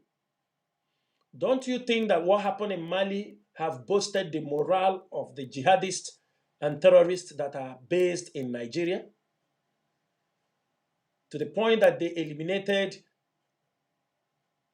the Minister of Defense, a high-profile government official. Don't you know that what happened there have boosted the morals of all the terrorists that are operating in Nigeria, that they can move forward? Don't you think so? That is why everybody have to be. A couple of days ago, there was something Obasanjo said. He said that the Niger Republic helped them a lot. It is by foot soldiers. You know one thing our people don't understand. First time in the history of Nigeria, they are begging our people to join the military. This is first time. And who made it possible? IPOB made it possible. Because when we expose all that is happening, educate our people, and we continue to educate them. All the rubbish they are talking about, your quota, which quota? Do they tell you when they are recruited? Do an NMPC come out in public and tell you Igbo people don't want to take their positions in NMPC? Igbo people don't want to come and take their positions in the customs? Igbo people don't want to come and take their positions in the CBN? Igbo people don't want to come and take their positions in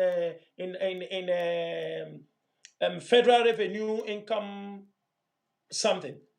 Igbo people don't want to come and take. Do they ask you that? It's police and the military. Of recent, they said even police. These are institutions that has been used in killing our people. If any of our youth join them, he goes out from human being and become an animal. Only few comes out there with their mind intact. Our people join them in the military, they are killed. The ones that come out in their mind, especially this recruit, is kidnapping, killing. They bring what they have, because after the war, after they finish fighting 2 years, 3 years in killing, no rehabilitation. He returns back to Biafra land to wreak havoc. They use them for assassination, they use them for killing, they use them for kidnapping and robbery. Most of those guys who went to serve them, they don't come back the same. A young boy leaves Southeast, an innocent boy comes out from secondary school, join the military, he doesn't come out the same. He come back as something else. The police, he became something else. Only few people. And that's the things they continue to beg you. During the Civil War, Nigeria imported too many people from the Sahel region to fight against the Biafran people. I could remember those days, my mom would tell me there were people, they call them Dogo. They don't speak English, they don't speak anything, they don't know the language they speak. These were people, because when you're in Sahel, you will see those giant people, call them Dogo. You think they are Hausa because of the way Nigeria is, but you don't know they are not. From Niger, they have the Hausa tribe. That is where they import many of them. But today, the Sahel is not in good connection with Nigeria. So it is very difficult to make a recruitment from the north. If not, they won't be begging you. They won't be calling Biafrans, come and join military, or come and going from one traditional ruler to another, begging people to come and join. They won't beg you. They will go to Niger. They will go to Mali. They have all their Fulani settlement. They will go there and recruit them directly into the army. That is it.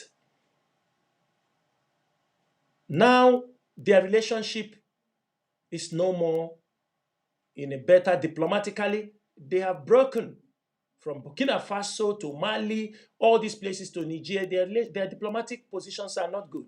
It is difficult to recruit from those places.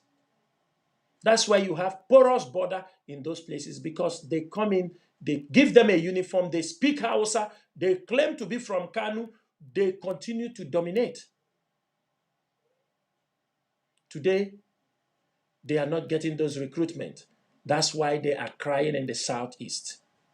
Come and join the military. Come and join the military. We will treat you well. And the IPOB is advising you, do not. We are not going to shoot them gun, but we are going to collapse all their institutions strategically. Sooner, they say they got 117 even to join the police, whether in Anambra.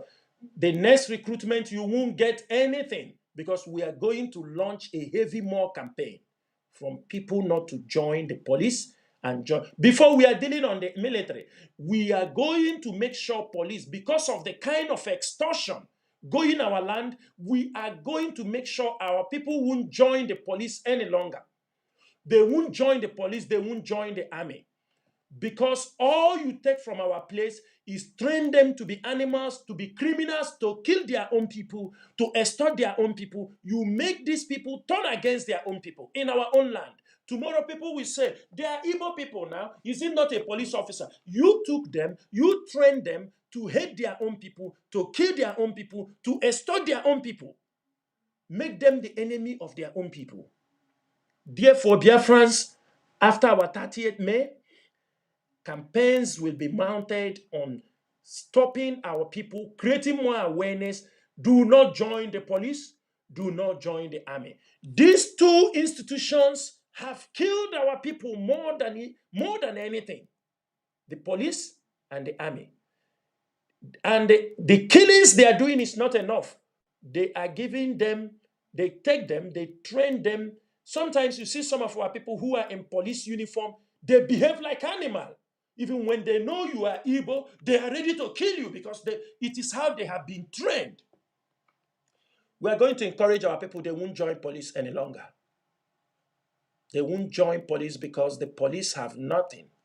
So let us know it is foreigners that are in our place. So if we are confronting them, we confront them squarely. Because sometimes when those people do those things, when we react, when Biafrans react, they will just say, is it not your people? If people, they will say they are killing their own people who are in the police. So that is what they are going to say. So we are going to make sure I will educate our people very well how it's going to work out. We won't be in the police. We want those foreign police to be in our land. So now it will be very clear that we have a foreign police in Biafra land. None of our people will join police. None of our people will join the army. And when we are talking to the world, we will let them know. Evidence abound. We are not going to join the police. The military, we have gotten them to the level. I'm calling on IPOB musical teams. I'm calling on IPOB media. It is another front. We're going to battle them. Don't join the police. These are institutions being used in killing our people. In any way they call it, that time the coast will be clear. We will know there is foreign invasion, foreign police. People from another region is now mining our place. That time the game will be set for whatever we want to do. The world will know that our people have rejected their police, rejected their military, and it is time to let us go.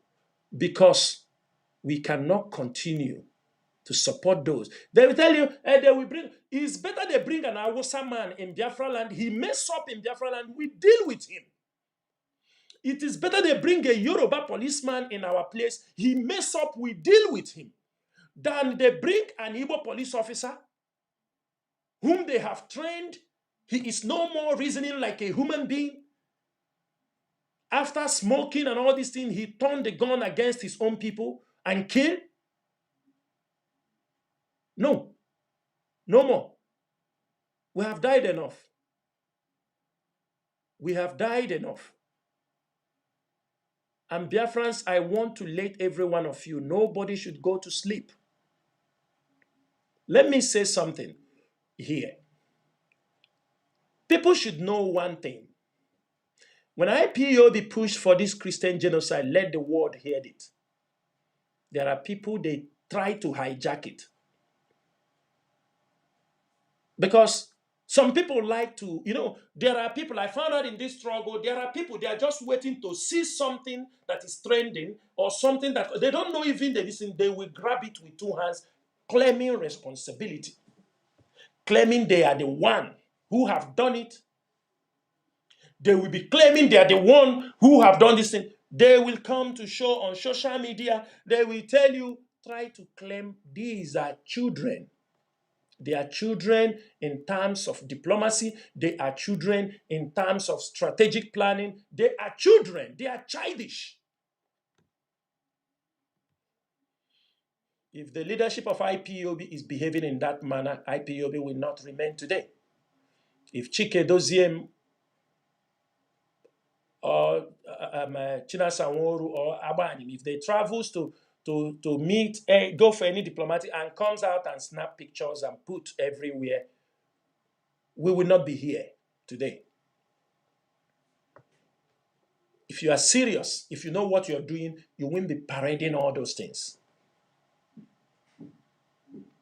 Many of them do not know how the Christian genocide subject started. They saw it on social media. The Nigerian cables run with Facebook, social media companies, and they give them the record of those 2.83 billion posts, tweets. Those people who are claiming those things, do you go to their social media? Do you see, have you ever seen them post something about those subjects before? Have you? The government is dealing with data. Inter-Society was there, who did his marvelous report. And those who picked it up and push it, some of them make some moves. But what move did you make that warrants you? You come out everywhere. If IPOB diplomatic team, they are also in America. People are supposed to know that. That IPOB have a diplomatic team that goes to see some of these people, these refrats showcase on social media. You have a conference is going on. If they are really, let them be the one. I see some people in the middle belt being called off to give testimonies. Let any of them give a report on what is happening. They go there, they see one senator want to go and urinate. They run, Senator, how are you? Can you snap picture with me? You snap, you post. Oh, nah, Biafra tomorrow. And I call a deceive, we are in there and a deceive. Some of you believe that Biafra have come. With those pictures that is being shown. Can we promote? Mazi, we don't care. Because the leadership of IPOB won the diplomatic team in America. Everything diplomacy must be kept on low key. We don't want to impress you. Some people post those things on Facebook because they want to use it to fraudulently raise money.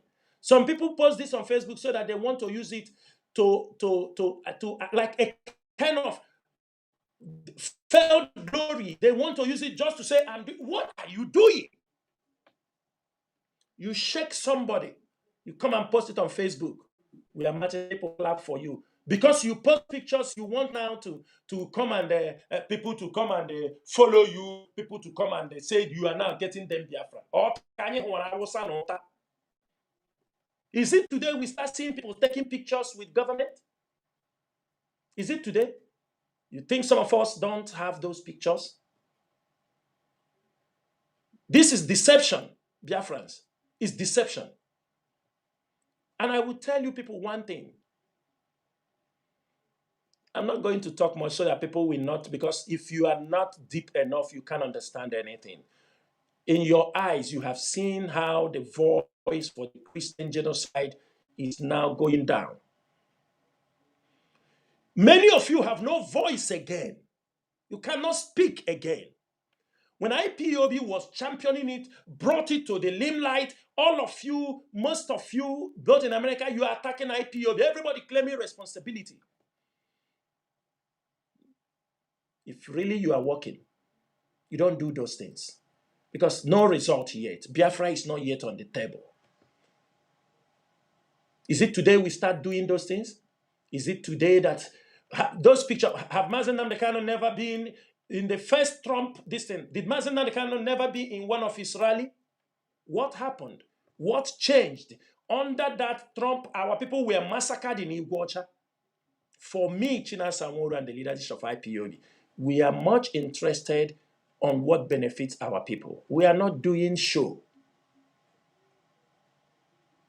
Today, America, who have come to Nigeria, gradually their voice is going down. The Christian genocide have turned to something of like a politics. From the Christian genocide, they now talk about China digging rare minerals in the north, all these things. From there now, you see what is happening in Sahel, because some of you don't understand the geopolitics.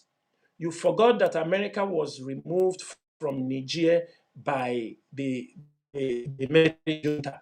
Their contract, they were having a 100 million drone base in Niger, which the Niger government asked them to leave.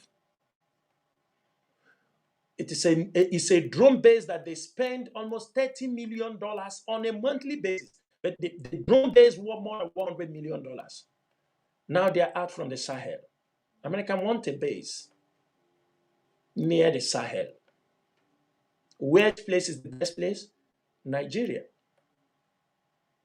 Nigeria is the best place to control. I'm not saying they are not talking. There are people talking about the Christian genocide. But ask yourself, the people championing the Christian genocide, where is the church? Why is the church silent? Where is the Catholic, the Anglican, Methodist Church, Presbyterian, Baptist Church, Equa Church, Cherubim and Seraphim, Redeem, Christ Embassy, Synagogue? Where are these churches? They are in the same Nigeria. It is an individual, one or two people shouting for the Christian genocide. The people, Kuka, who's supposed to speak, is speaking from a different part of his mouth, from another side. Where? Are you thinking what I'm thinking? All the religious leaders, the GOs, all of them are mute, apart from one or two. You're talking about Christian genocide in Nigeria. IPOB raised the topic. Some of them push it down. Some of the Christian GOs, they watered it down. There's no Christian genocide. Today it's happening in Ekiti State, in Kwara State. They are kidnapping in the churches. Where are the church? Where are the church? The church is not speaking. And you think when it starts happening to you, somebody will speak for you? Vatican is mute. Anglican Canterbury is mute. They are mute. They will never speak until you are being, they don't even care. When people come for their business, what you do is you position yourself for your own interest. America can come for the Christian genocide in Nigeria. Not that they love Nigeria so much. Not that they love the Christians so much. Forget about all these things. Not that they love Biafrans so much. It is all about interest.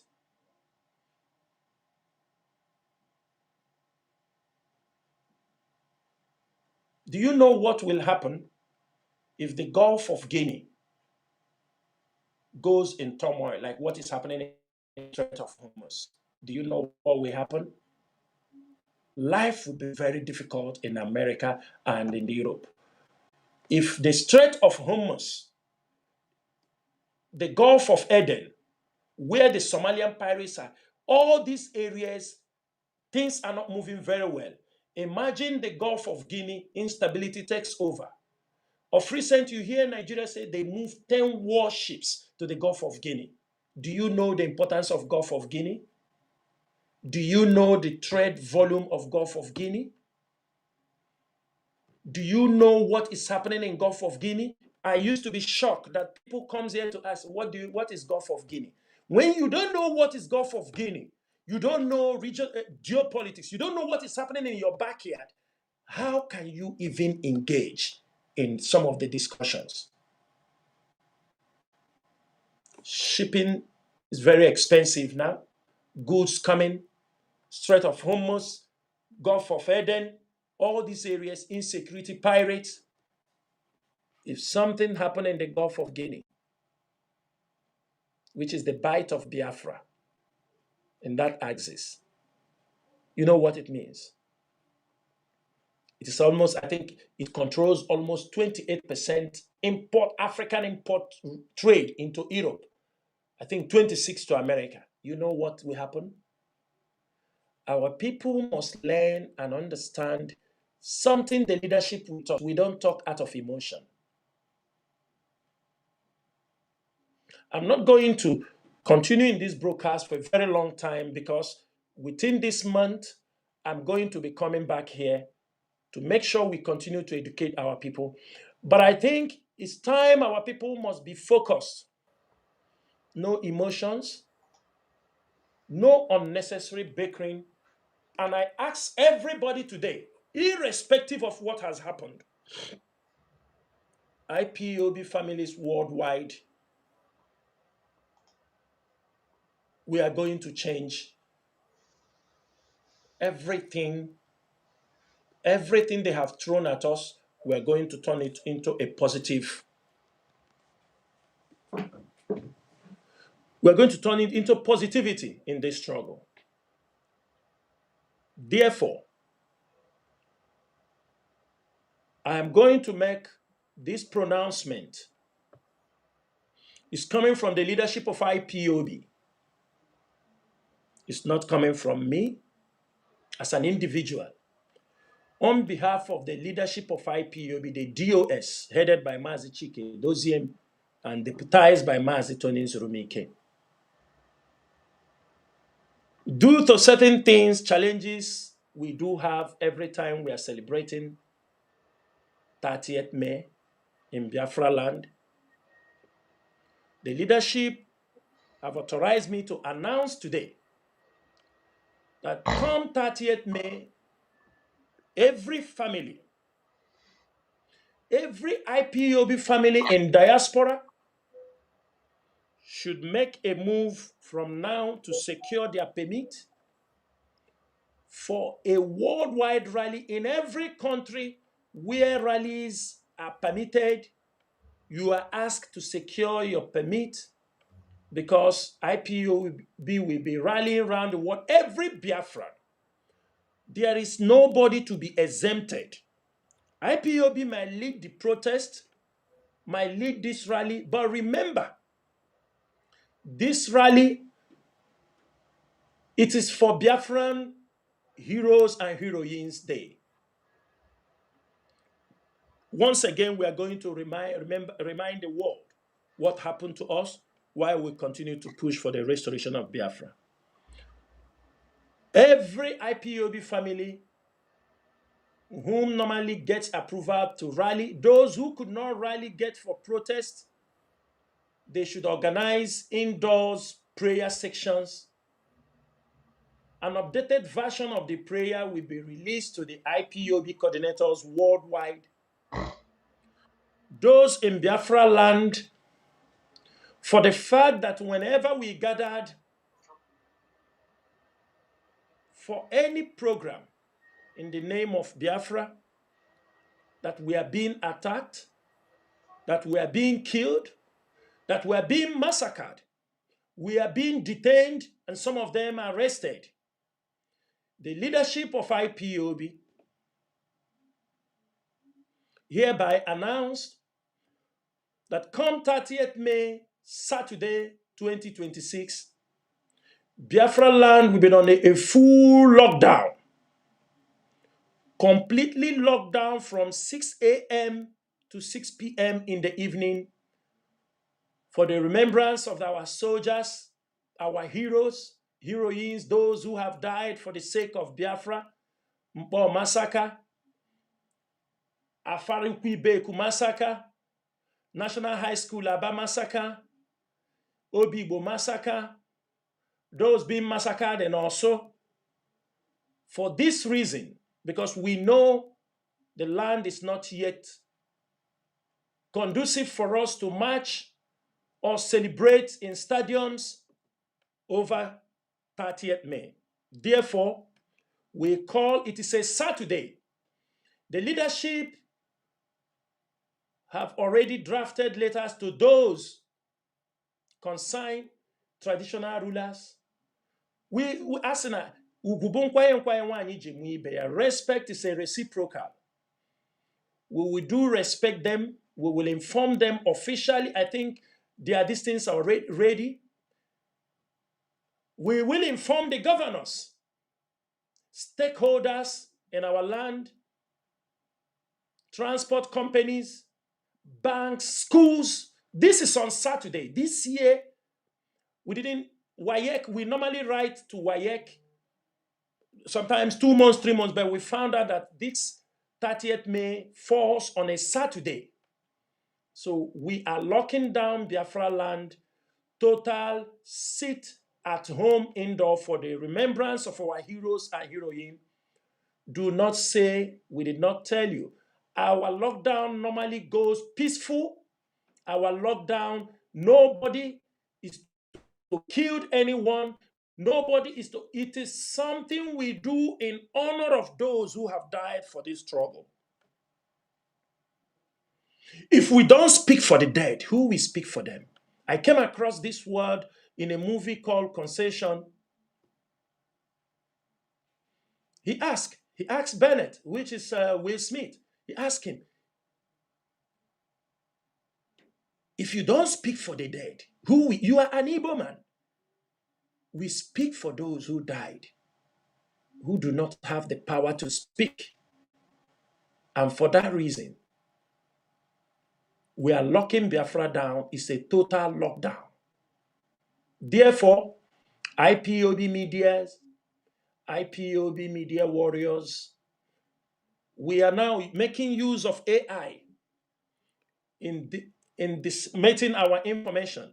And we know AI is taking hold of from graphic designs to skip movies and all these things, some short skits. So we urge all of you, we want the social media to go on flame with messages of the Biafran 30th May, Heroes and Heroine Day. And in this month, in all our social media platforms, we urge everybody, every social media platform, if maybe some pages you may not be able to change like Twitter, we urge you to pin the 30th May. Never shall we forget our fallen heroes and heroines. Never forget 30th May. We want to see every profile picture. In those ones, we cannot change the profile pictures. We can pin them on those pages. Pin the 30th May. It will go for 30 days before you can unpin them. And this instruction starts from this night. All profiles we want to see is profile of 30th May. Never forget 30th May and the Biafra lockdown on 30th May, which is Saturday. So we urge every Biafran, we continue to carry out the information, disseminate the information, create awareness, tell our stories. We are going to put all our dedication for this project for this month. We have 30 days to carry out this assignment. We expect the Biafra Awareness Program, Dr. Lois Okachi for them to make sure that on Radio Biafra, that they will give us lectures or the old lectures about if there are new stories, new histories that people need to know. We urge all of them to make them available on Radio Biafra. And in this particular month, we expect every continental rapes. You will bring your coordinators to speak to Biafrans on Radio Biafra. You are going to bring continental rapes coordinators. I think West Africa just did few days ago before we kickstart. We expect every region during this 30th May, before the 30th May, you can decide to come on BTV. You can decide to come on Radio Biafra. These two platforms are available for you to come, and we want to show the world that IPOB are still intact. IPOB family worldwide are still intact. And also, I want every coordinator this 30th May, anybody who calls himself an IPOB member and fails to show up on this 30th May without excuse of that he is sick, not because of he is at work. This year, we are not accepting somebody say, I have a work on that day. No, it is not accepted. From now, take off from your duty, because on 30th May, everybody is expected. And if in one way or the other, you feel one way or the other that you have backslided from this movement because of your weak conviction, it is time again to join your brothers.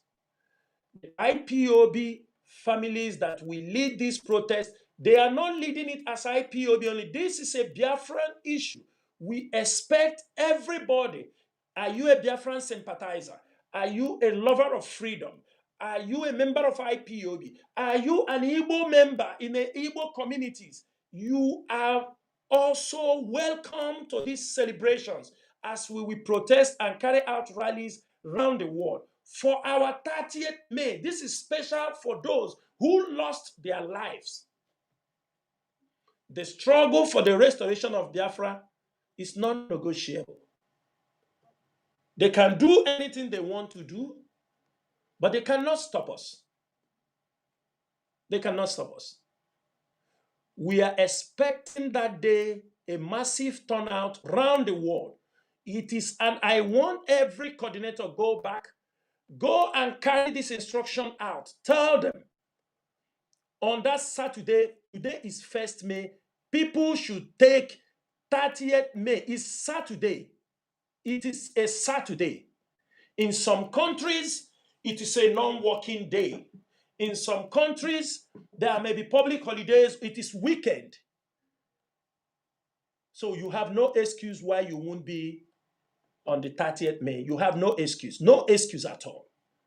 So I call every IPOB member. If you know you have backslided one way, you are also welcome. Join your people to celebrate the Biafran. We are not telling you because you come that day, you come for any problem. Go and follow them. Throw your shame away. Go and join your people. Go and join your people. Biafra, we are talking today, when we get Biafra, we are not getting it only for ourselves. We are getting it for everybody. Some of us already, we have spent our youthful age fighting. We might not even, we don't plant trees that we are going to harvest from those trees. We plant trees that we give shade for our generations to come. That's what we are doing. Some of us may die in this journey. Some of us may, after restoration of Biafra, we may not continue, but we are building a legacy. Sometimes people should know, Ojukwu did not get Biafra, but his name remains. Sometimes you might not be you who will get the Biafra, but what you have to do is to leave a positive, a footprint that will be remembered. That is all what we are fighting for.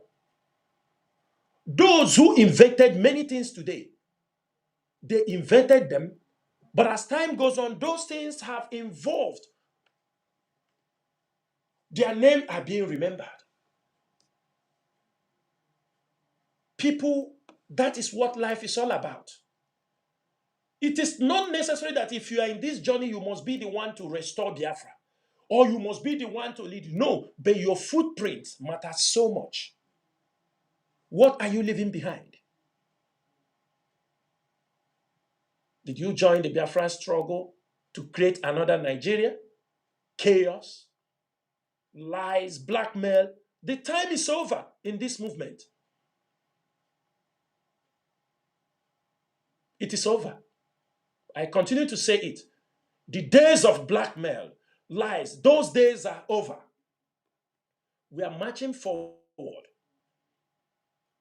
But I'm not telling you that Biafra is coming tomorrow. But I am confident with the steps we are making, we are heading to the right direction.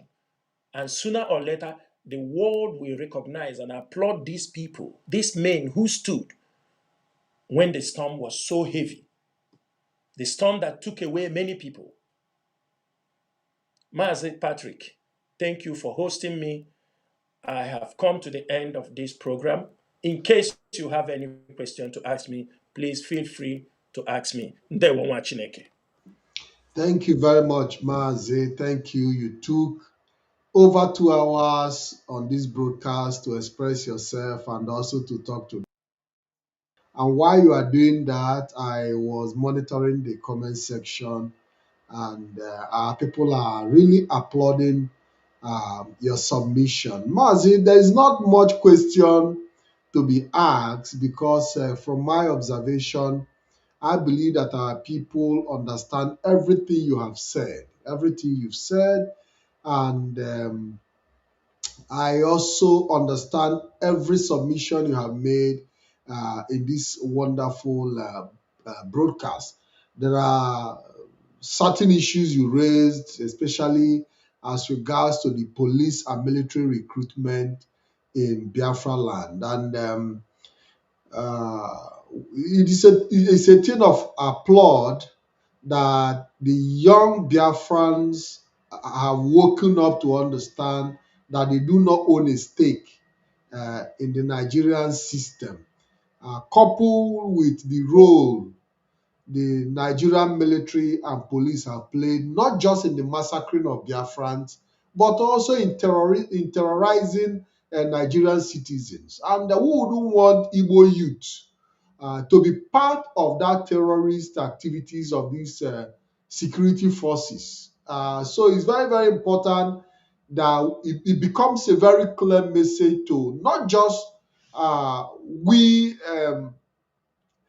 pulling ourselves from that organization, but also sending clear message to other Nigerians that we cannot participate in this terrorist organization called the Nigerian military and the Nigerian police. Mazi Chinasa Nworu, we've seen some recent reports, and we see what happened in Efuru in Delta State recently. And if it had happened in the eastern region, that young man would have been tagged an IPOB member. That young man would have been tagged as a member of the indigenous people of Biafra. So that is to tell you how they have tried to, set IPOB up and destroy our image globally, but fortunately, they have not succeeded in doing that. So, Mazi Chinasa, I want to see how you can encourage our youth more that it is better to go into skill acquisition. It is better to go into what we know how to do best, which is acquiring skill, personal development, and also, in my own view, the recruitment of Igbo youth into Nigerian military is to send them to the front line for massacre. Looking at how Boko Haram have decimated the Nigerian army, decimated the security forces, the Igbo youth do not stand a chance because they are going to be sent in the front line to be massacred and leaving our land vulnerable when the jihadis eventually comes in. I think Exactly. this is the area Exactly. you should point more Yeah. light on, Mazi. Yeah. Mazi, you know, on this day, like I have said here, after 30th May, because this month we are dedicating it for our people. Do you understand me? For the heroes and the heroines day. What we are going to do, it is going to be a program. Like, for example, the month of April, we dedicate it for agriculture. That's why you see us promoting agriculture. It doesn't mean the season for agriculture is over, so it will be overlapping. But we are going to dedicate this month specifically for the Biafran Heroes and Heroines Day. And during that period, we are going to map our strategy to unleash a new campaign for this recruitment, especially now they are crying also for the police. We are going to pencil down all the things why they should not join. They will learn skills acquisition, and they can also join police later on if they are fried. Do you understand me? Because without the skilled acquisition, they join the police, they depend on extortion, they depend on bribery, they depend on harassment, killing to make money. That is what Nigerian police is known for. So I can tell you, we are going to work on that. We are not going to rush it because it's a campaign we are going to carry out against these institutions. Thank you, Mazi. Thank you. I think we close this meeting. We come to the end of this meeting. Within the next 1 week or 2 weeks, I will be back here and we can open the line for our people, those who want to ask questions, to ask questions. It's unfortunate today is not a section for people to call in and ask questions. Thank you, Mazi.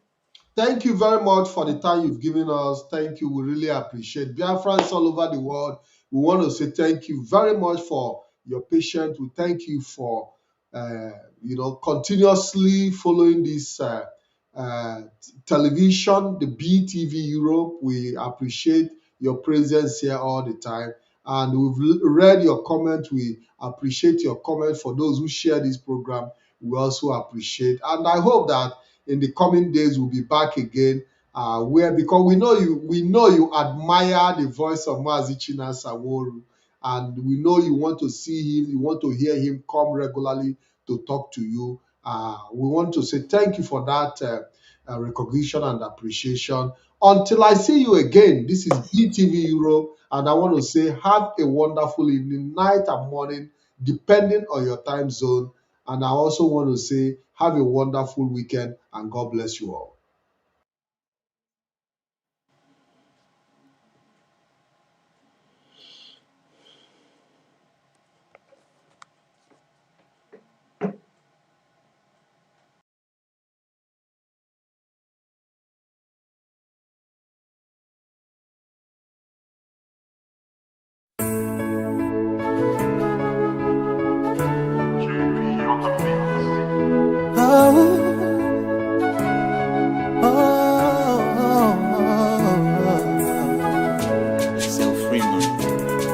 Oh yeah.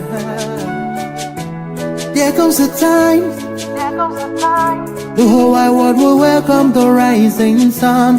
Here comes the time for everyone to see that what will be, will be. This is the time for you and I to stand together as one. Yeah. They will know, they will know. The sun is rising from east to west, from north to south. Can't you see the sun is rising? Oh, you wave your flag and be proud of who you are, because the sun is rising. We shining so bright all over the world. We are the sun, we are rising. We spent our lives in plain of mystery, never gonna trade our freedom with any mystery. It's affecting our soul and it's killing us slow. With what we've been through, we are far from being good, but we are blessed by Chukwuka Biafra. So we're never gonna give up. We're never gonna give up. There'll be light in the wind of a tunnel. It will shine so bright all time. The whole wide world will embrace us. Nobody can stop us, nobody can cage us, nobody can stand us, yeah. They will know, they will know. The sun is rising. From east to west, from north to south. Can't you see the sun is rising? Oh, you wave your flag and be proud of who you are. Because the sun is rising. We're shining so bright all over the world. We are the sun, we are rising. The windows and curtains, green lights be revealing. When I think about how blessed we are, goosebumps all over my body. Sunrise to the black stripe, black strands crossing grey stripes. Clashes upon clashes, many lives turn to ashes. When I ponder and reminisce, the actions I see malice. Blood on the ground, this is how we fly. Our beautiful flag, all around the world. Blood on the ground, this is how we fly. Our beautiful flag, all around the world. We go carry the cross together. We walk through to Zion. We stumble, we rise. How the victory was done.